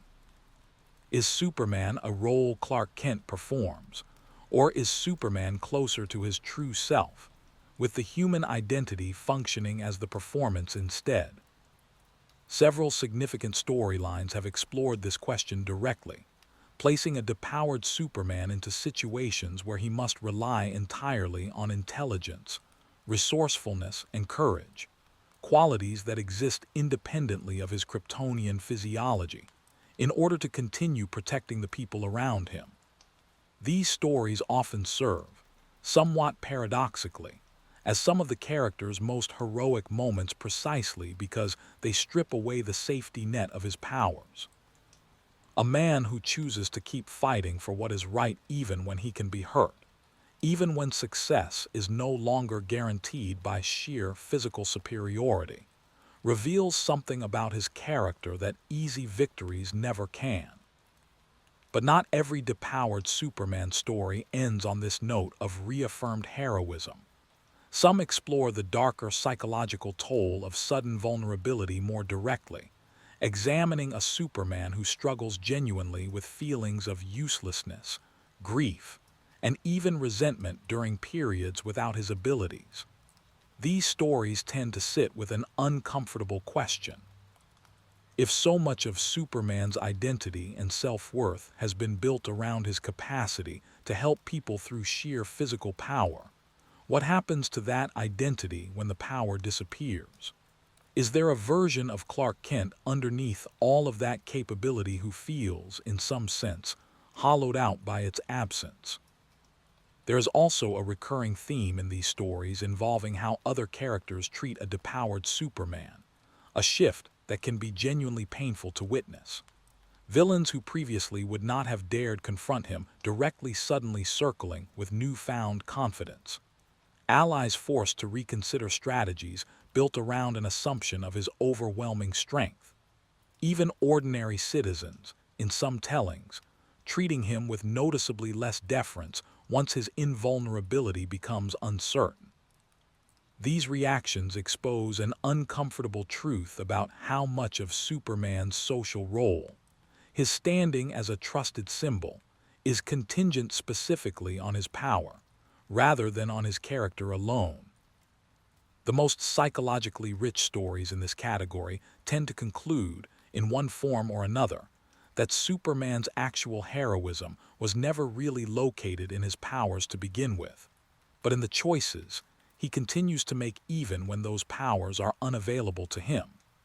This conclusion is reassuring on one level, a reaffirmation that the man matters more than the abilities, but it also carries a quieter, darker implication worth sitting with. If Superman's true heroism exists independently of his powers, then the powers themselves were never really the point, which raises an uncomfortable question about just how much of the comfort and safety the world derives from Superman's presence was ever really about him as a person, rather than simply about the reassuring fact of what he is capable of doing. Kryptonite itself deserves particular attention within this discussion, since it functions as far more than a simple plot device across Superman's history. The substance, born from the wreckage of his own destroyed home planet, carries a particular symbolic weight that other forms of depowerment lack. It is, quite literally, a fragment of everything Superman lost, transformed into the one substance capable of genuinely harming him. Several stories have leaned into this symbolism directly, exploring the almost unbearable irony of a man who survived his planet's destruction being permanently vulnerable to its physical remnants, a wound that follows him across an entire universe he otherwise has little reason to fear. There is something quietly poetic and deeply unsettling about a hero whose single greatest weakness is not an enemy at all, but simply a piece of home, transformed by distance and circumstance into a threat. Extended exposure to kryptonite radiation has also been explored across various stories as a source of horror in its own right, separate from its immediate weakening effects, with certain tellings depicting prolonged exposure as capable of causing slow, cumulative physical deterioration, or even the kind of cellular corruption that eventually produced Bizarro.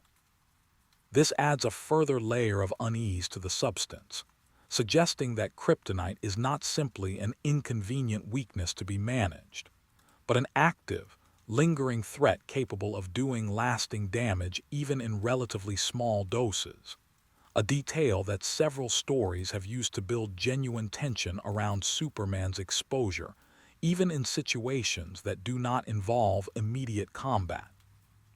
Chapter 15: The Loneliest Superman Stories. Beneath nearly every version of Superman's story, however triumphant, runs a quieter undercurrent of isolation, and some of the characters' most affecting stories choose to sit directly with that isolation, rather than resolve it through action or victory. Superman is, by the basic facts of his existence, fundamentally alone in a way few other heroes are. He is the last widely known survivor of an entire civilization. Raised among a species he resembles closely enough to pass among them, but to whom he is not, in any biological sense, actually native. Even his physical experience of the world differs from everyone around him in ways that cannot be fully shared or understood. He experiences gravity, temperature, and physical sensation differently than the people he protects. He must consciously, continuously modulate his own strength in every interaction, from lifting a car to shaking a friend's hand, a form of constant vigilance that most people never have to think about at all. Several stories have explored this loneliness directly, often through quiet, low-stakes narratives rather than large-scale battles. Stories of Superman visiting the ruins or remnants of Kryptonian history, alone, processing a grief that essentially nobody else in his life can fully share, because essentially nobody else in his life shares his loss. Stories of Clark Kent navigating ordinary human milestones, holidays, funerals, the aging and eventual death of the parents who raised him, all while aware that his own body will likely continue largely unchanged for a very long time afterward. A divergence in life experience that inevitably separates him, gradually and permanently, from nearly everyone he has ever loved. The Fortress of Solitude itself, as a concept, carries this loneliness directly in its name, a private refuge built from remnants of Kryptonian technology and culture, existing far from other people, a place where Superman can, briefly, exist without needing to modulate himself for the comfort or safety of others. Various stories have used the fortress as a setting for exploring exactly this tension, a place of genuine comfort that is also, unavoidably, a monument to everything and everyone he has lost. Some of the most quietly devastating stories in this category explore Superman's relationships with other Kryptonian survivors when they do occasionally appear, whether through the bottled city of Kandor, surviving relatives, or other unlikely connections to his birth world.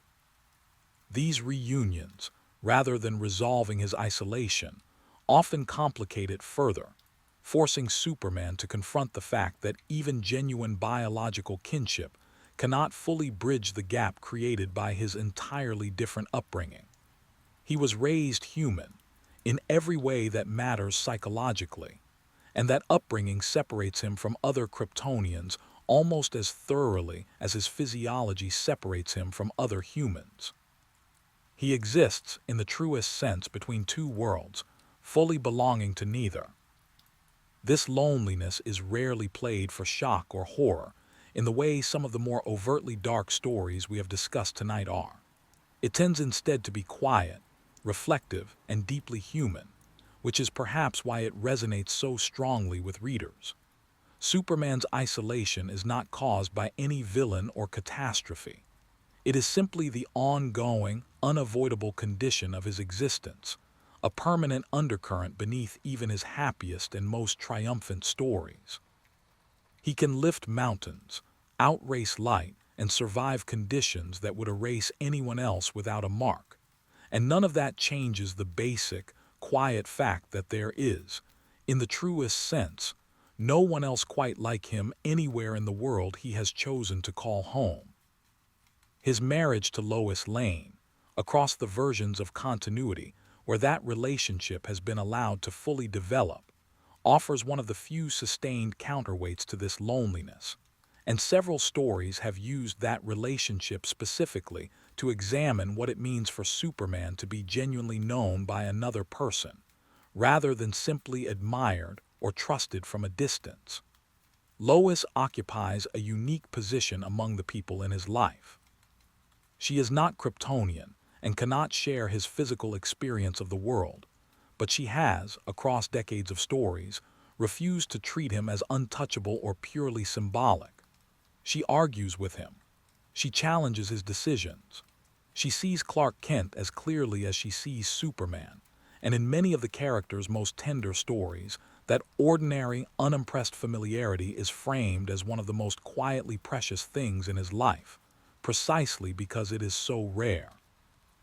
Even so, several stories acknowledge the limits of what even that relationship can fully bridge, gently noting that Lois, however close to him, will still age and eventually pass away in a way Superman, in most tellings, will not, a reality that neither of them fully escapes even in their happiest moments together.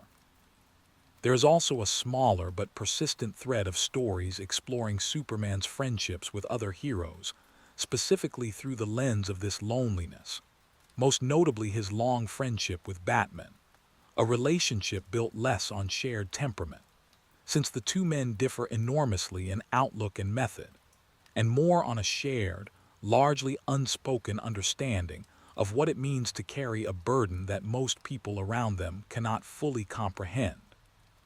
Several stories suggest that Batman, despite operating on an entirely human scale, understands Superman's isolation better than almost anyone else precisely, because Batman has built his own life around a similar, self-imposed distance from ordinary connection. Their friendship in these tellings becomes less about complementary skill sets and more about two profoundly isolated men recognizing something of themselves in each other, even when they rarely say so directly. Chapter 16: Superman's Most Tragic Alternate Futures.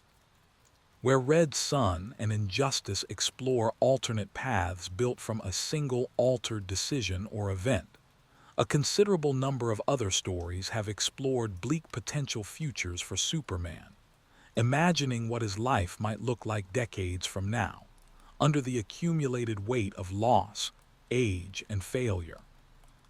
One of the most significant of these is the story commonly known as Kingdom Come, published in 1996, which imagines a future where Superman, disillusioned by a new generation of reckless, morally uncompromising heroes, and the public's growing preference for their brutal effectiveness over his own restrained idealism, essentially retires from heroism altogether, retreating to a quiet farm and largely withdrawing from a world that seems to have moved past what he represents. The story's central tragedy is not any single villain or battle, but the slow, painful realization that Superman's principles, the very qualities that made him beloved for generations, have come to be viewed by a new era as outdated, even naive. When catastrophe eventually forces him back into action, the resulting story becomes a meditation on generational conflict, on the tension between careful, restrained heroism and the kind of decisive, casualty-heavy methods that a harder world seems to increasingly reward. Kingdom Come does not resolve this tension easily. It suggests, with real melancholy, that Superman's kind of heroism may always be vulnerable to being seen as insufficient by a world that has grown impatient with restraint. Other alternate future stories have explored considerably darker outcomes still, imagining scenarios where Superman, isolated and worn down by decades of loss, eventually succumbs to some version of the corruption we explored earlier tonight in Red Sun and Injustice, aging into authoritarianism rather than arriving there through any single traumatic event. These stories tend to suggest something quietly unsettling about the passage of time itself, as applied to a nearly immortal being. Human institutions change leadership regularly, in part because mortality forces turnover, and with it, the periodic renewal of ideas and accountability.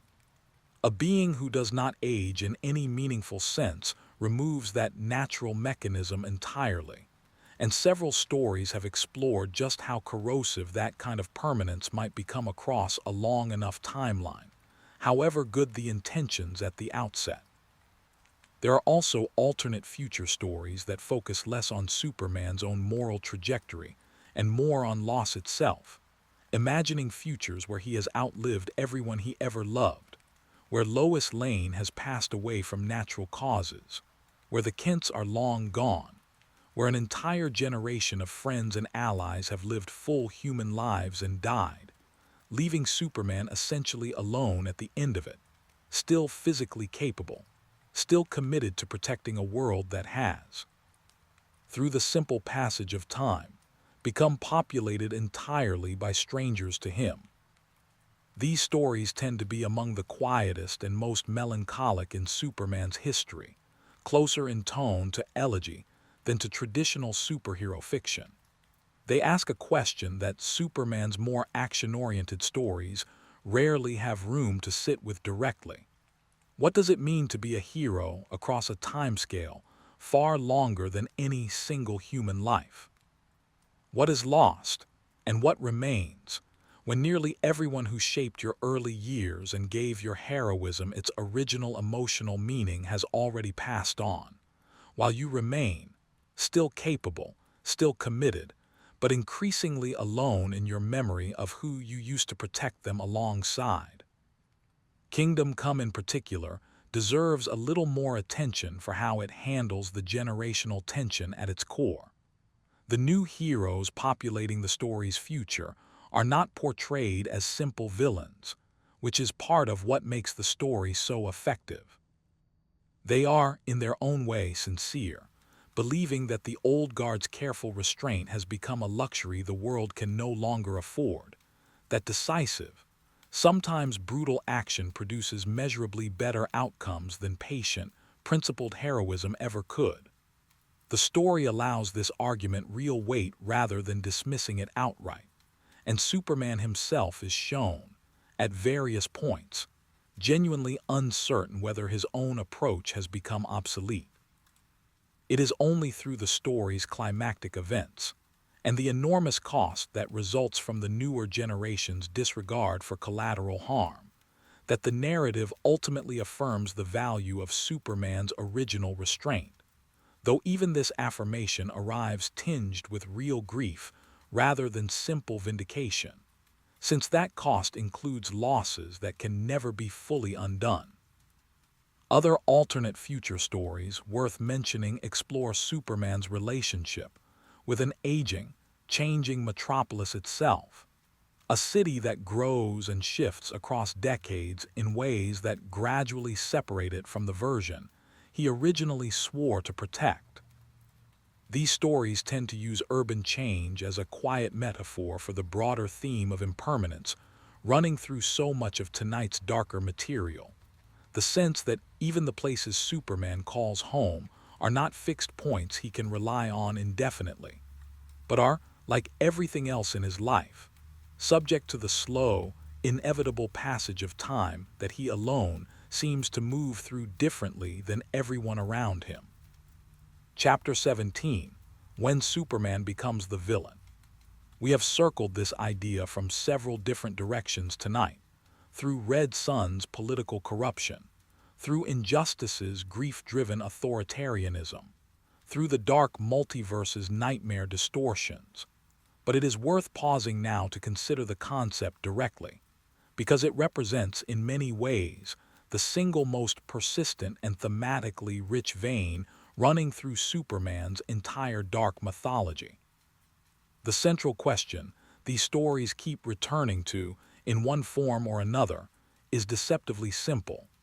If Superman ever genuinely stopped believing in humanity's capacity for goodness, what precisely could stop him? It is a question that exposes just how much of Superman's role as protector depends entirely on his continued choice to occupy that role.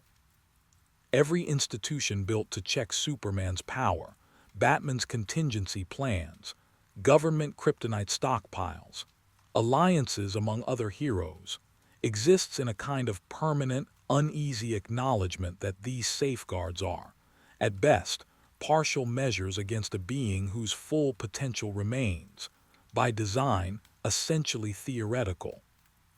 What makes the various versions of this story so effective is how consistently they avoid framing Superman's turn toward villainy as simple corruption or manipulation from outside forces alone. The most compelling versions of this idea, across Red Son, Injustice, and various other explorations, root the transformation in something recognizably sympathetic: grief, disillusionment, a sincere, if ultimately misguided, belief that control is simply protection taken to its logical conclusion. This grounding in sympathetic motivation is precisely what makes these stories unsettling rather than simply cartoonish. A Superman who becomes evil purely through external manipulation or magical corruption would be frightening in a straightforward, almost comforting way, because it would suggest the corruption is external, temporary, and ultimately reversible once the outside influence is removed.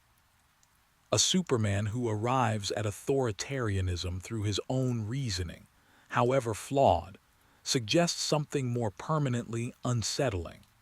The capacity for that outcome was always present within him, waiting for the right combination of circumstances to bring it forward.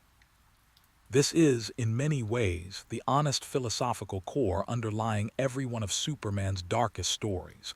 Whether we are discussing Krypton's institutional failures, Doomsday's origin in scientific cruelty, Brainiac's cold collection of worlds, or Superman's own periodic temptation toward benevolent tyranny, these stories are not really interested in punishing Superman or tearing down what he represents.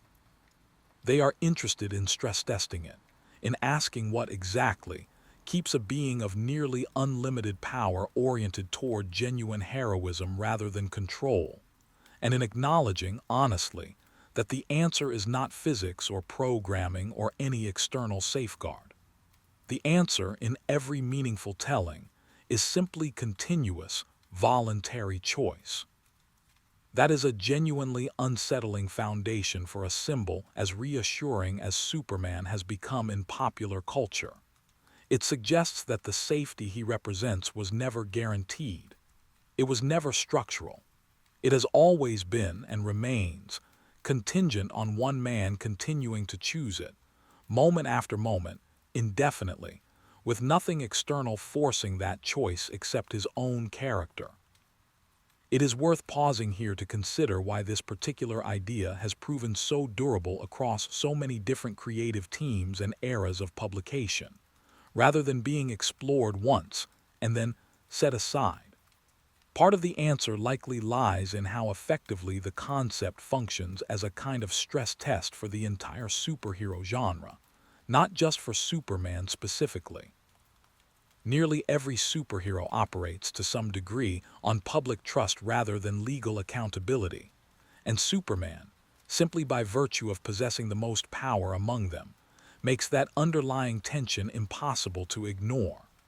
Smaller, more human-scaled heroes can plausibly be reined in by ordinary consequence, injury, exhaustion, legal jeopardy, the simple physical limits of a mortal body.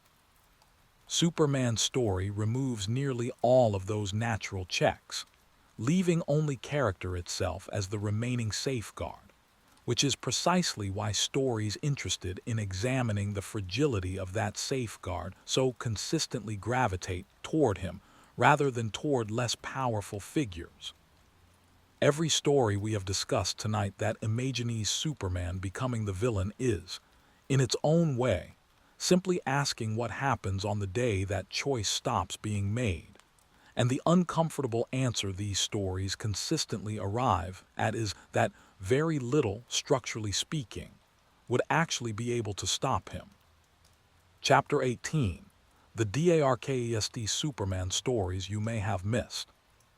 Beyond the major, widely recognized dark Superman stories we have spent most of tonight exploring, decades of comics publishing have produced a number of smaller, less frequently discussed stories that carry a similar weight, often explored with less fanfare but no less genuine unease.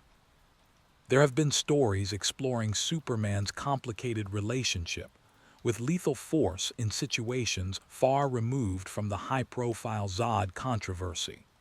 Quieter moments across various eras where Superman is forced to reckon, privately and without public scrutiny, with choices that sit uneasily against his usual moral code. These stories rarely receive the same cultural attention as the character's larger, more publicized events, but they often carry considerable emotional weight precisely because of their smaller scale, focusing on private guilt rather than public consequence. Other lesser-known stories have explored the psychological toll of Superman's near-constant exposure to human tragedy, imagining what it might genuinely do to a person, even an extraordinarily resilient one, to spend decades responding to disasters, violence, and loss on a near-daily basis, without ever being permitted the kind of rest or emotional processing that ordinary trauma responses typically require. Some of these stories explore Superman confronting something close to compassion fatigue, a genuinely uncomfortable concept to apply to a character usually depicted as inexhaustibly patient and caring. There are also lesser discussed stories exploring alternate or hypothetical origins for Superman, imagining what might have happened had his rocket landed somewhere considerably less nurturing than the Kent farm, in the hands of individuals or institutions less interested in raising him with warmth and moral guidance, and more interested in exploiting his abilities from the very beginning. These stories, while less prominent than Red Son, explore similar territory from a different angle, suggesting that Superman's goodness was never guaranteed by his powers or his Kryptonian heritage, but was, in fact, largely a product of the specific, deeply fortunate circumstances of his human upbringing, a detail that becomes considerably more unsettling the longer you sit with it. Some stories have also explored darker corners of Superman's supporting cast and rogues gallery, beyond the major figures we have already discussed at length tonight. Minor villains and one-off antagonists whose stories, though less culturally prominent than Luthor or Zod, nonetheless explore genuinely disturbing territory, from corrupted government experiments involving Kryptonian technology to smaller, more intimate stories of betrayal among characters Superman had trusted for years. What unites these lesser-known stories, beyond their shared thematic darkness, is a kind of quiet persistence within the broader Superman mythology. Even a character as fundamentally optimistic and reassuring as Superman has, across nearly 90 years of continuous publication, accumulated an enormous body of stories willing to sit with discomfort, tragedy, and moral complexity, often in corners of the mythology that casual fans, familiar mainly with the character's more famous, triumphant moments, may never have encountered. These hidden stories serve as a reminder that Superman's darkness is not a modern invention, a cynical reaction to changing tastes in superhero storytelling, but has, in fact, been present throughout nearly the entire history of the character, quietly running alongside the hope and triumph that most casual audiences associate with him. Some of these smaller stories are worth lingering on a little further, because they tend to reward patience in exactly the way this channel is designed to encourage. There are stories, scattered across various eras of publication, that take place almost entirely in quiet moments. A single night on patrol where nothing especially dramatic happens except a series of small, private choices that reveal something meaningful about Superman's character without ever building toward a traditional climax. Stories where he sits with a dying stranger simply so they are not alone at the end, with no larger plot attached to the gesture at all. Stories where he visits, unannounced and unrecognized, the site of a tragedy he was unable to prevent, standing quietly at the edge of a crowd rather than at its center, absorbing a grief he has no obvious way to resolve. These quieter, more obscure stories rarely make it into film adaptations or major cultural retrospectives, precisely because they do not offer the kind of clear, marketable hook that larger stories like The Death of Superman or Red Son provide. But they form an important undercurrent within the broader mythology, a reminder that darkness, within Superman's history, does not always arrive through villains or catastrophe. Sometimes it arrives simply through the accumulated weight of paying close, sustained attention to a world that does not always reward that attention with resolution. Chapter 19. What Superman's Darkest stories are really about. Having spent the better part of tonight moving through Superman's darkest stories individually, it is worth stepping back now and considering what these stories, taken together, are actually trying to say, because beneath their varied specifics, a consistent set of underlying themes emerges again and again. Power is the most obvious of these themes, present in nearly every story we have discussed tonight. Superman's power is treated, across these darker stories, not as a simple source of comfort, but as a genuine and ongoing moral burden, a capability whose potential for harm exists in constant, quiet tension with its potential for good. Responsibility follows naturally from power, and nearly every dark Superman story asks, in one form or another, what a being of nearly unlimited capability actually owes to the people around him, and how easily the answer to that question can shift from protection to control if left unexamined. Loneliness runs beneath almost every story we discuss tonight, whether explicitly, as in our chapter on Superman's isolation, or implicitly, as an undercurrent within stories about Krypton, about depowerment, about alternate futures where he outlives everyone he loves. Superman's isolation is treated, across these stories, as one of the quiet costs of his existence, a permanent condition rather than a temporary plot obstacle. Trust, closely related to loneliness but distinct from it, forms another persistent thread across tonight's material, appearing directly in stories like The Return of Superman, where the entire narrative hinges on the difficulty of distinguishing genuine trustworthiness from convincing imitation, and appearing more subtly in nearly every story about Superman's relationship with Batman's contingency plans, government oversight, and the general public's uneasy dependence on his continued good faith. These stories collectively suggest that trust, once granted to a being this powerful, is never really a settled matter.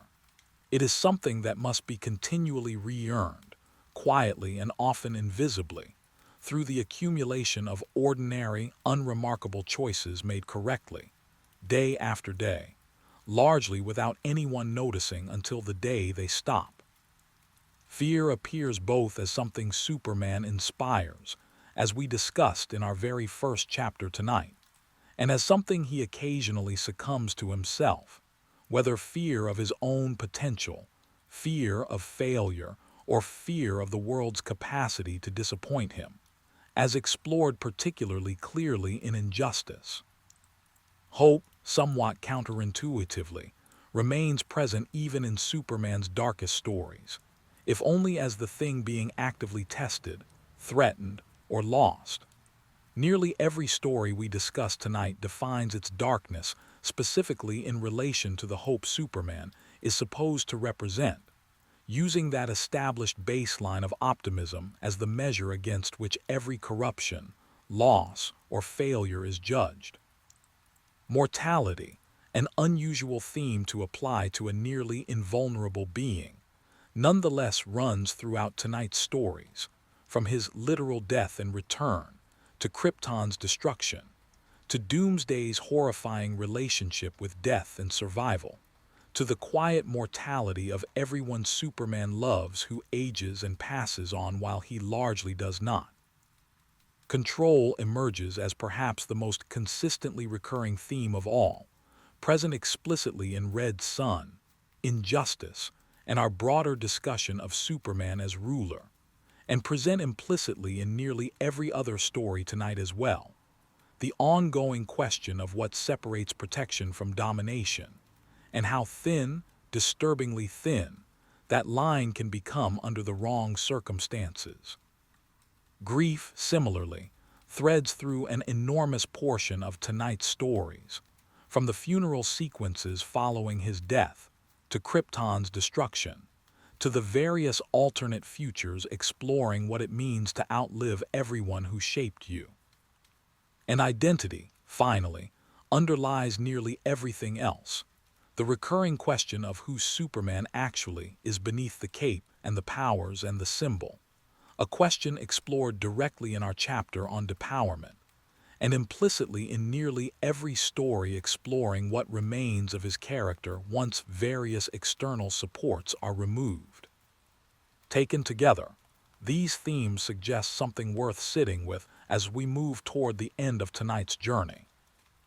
Writers have returned to Superman's darkness again and again, across nearly 90 years of storytelling, not because they wish to diminish the character, but because a nearly limitless being, genuinely trying to live an ordinary, moral life among people who are neither limitless nor immortal, turns out to be one of the richest possible frameworks for exploring almost every major question human beings ask about power, responsibility, and what it actually means to be good.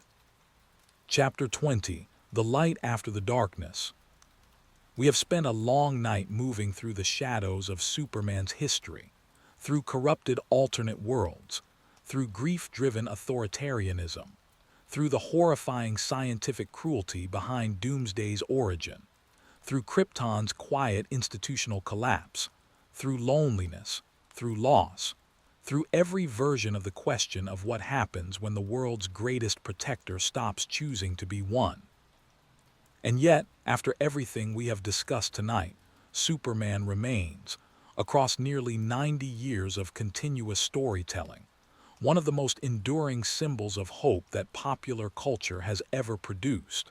That endurance is not naive.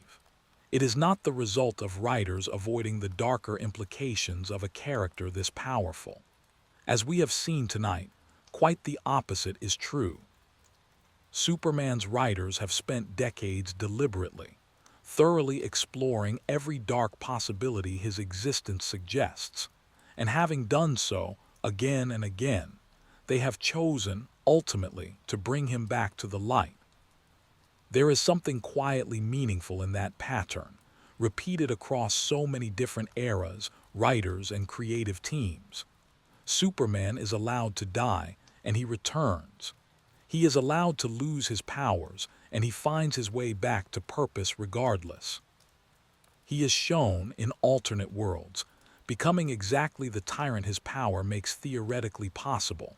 And in nearly every one of those stories, someone, whether Lois Lane or Batman, or simply his own conscience, eventually reminds him what he actually chose to be, and why that choice, freely made and continuously renewed, matters more than the power that makes the darker outcome possible in the first place. Perhaps this is the real reason these dark stories continue to resonate so deeply with readers, rather than simply undermining the character's more hopeful legacy. They do not exist to prove that Superman could become something terrible. They exist to demonstrate, through repeated contrast, that he consistently doesn't, not because he is incapable of it, but because he keeps choosing, deliberately and without any external force compelling him, to be something else entirely. A being who could rule the world through sheer capability, choosing instead to simply help the person standing in front of him. A being who could dictate terms to every government on Earth, choosing instead to write for a newspaper under an assumed name, to fall in love, to worry about deadlines, to sit quietly with the people he cares about at the end of a long day. That ultimately may be the quiet truth sitting underneath every dark Superman story we have explored tonight. His darkness is always available to him. It always will be.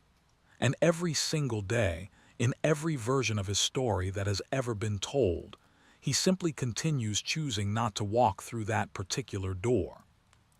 So if you are still awake, somewhere in the quiet hours of the night, let that thought settle over you gently before you finally drift off.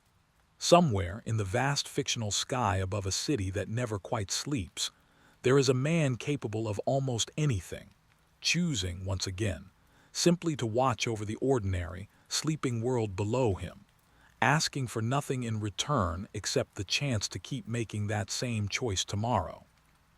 Rest now. Metropolis is quiet tonight, and so, for a little while longer are you. End of script.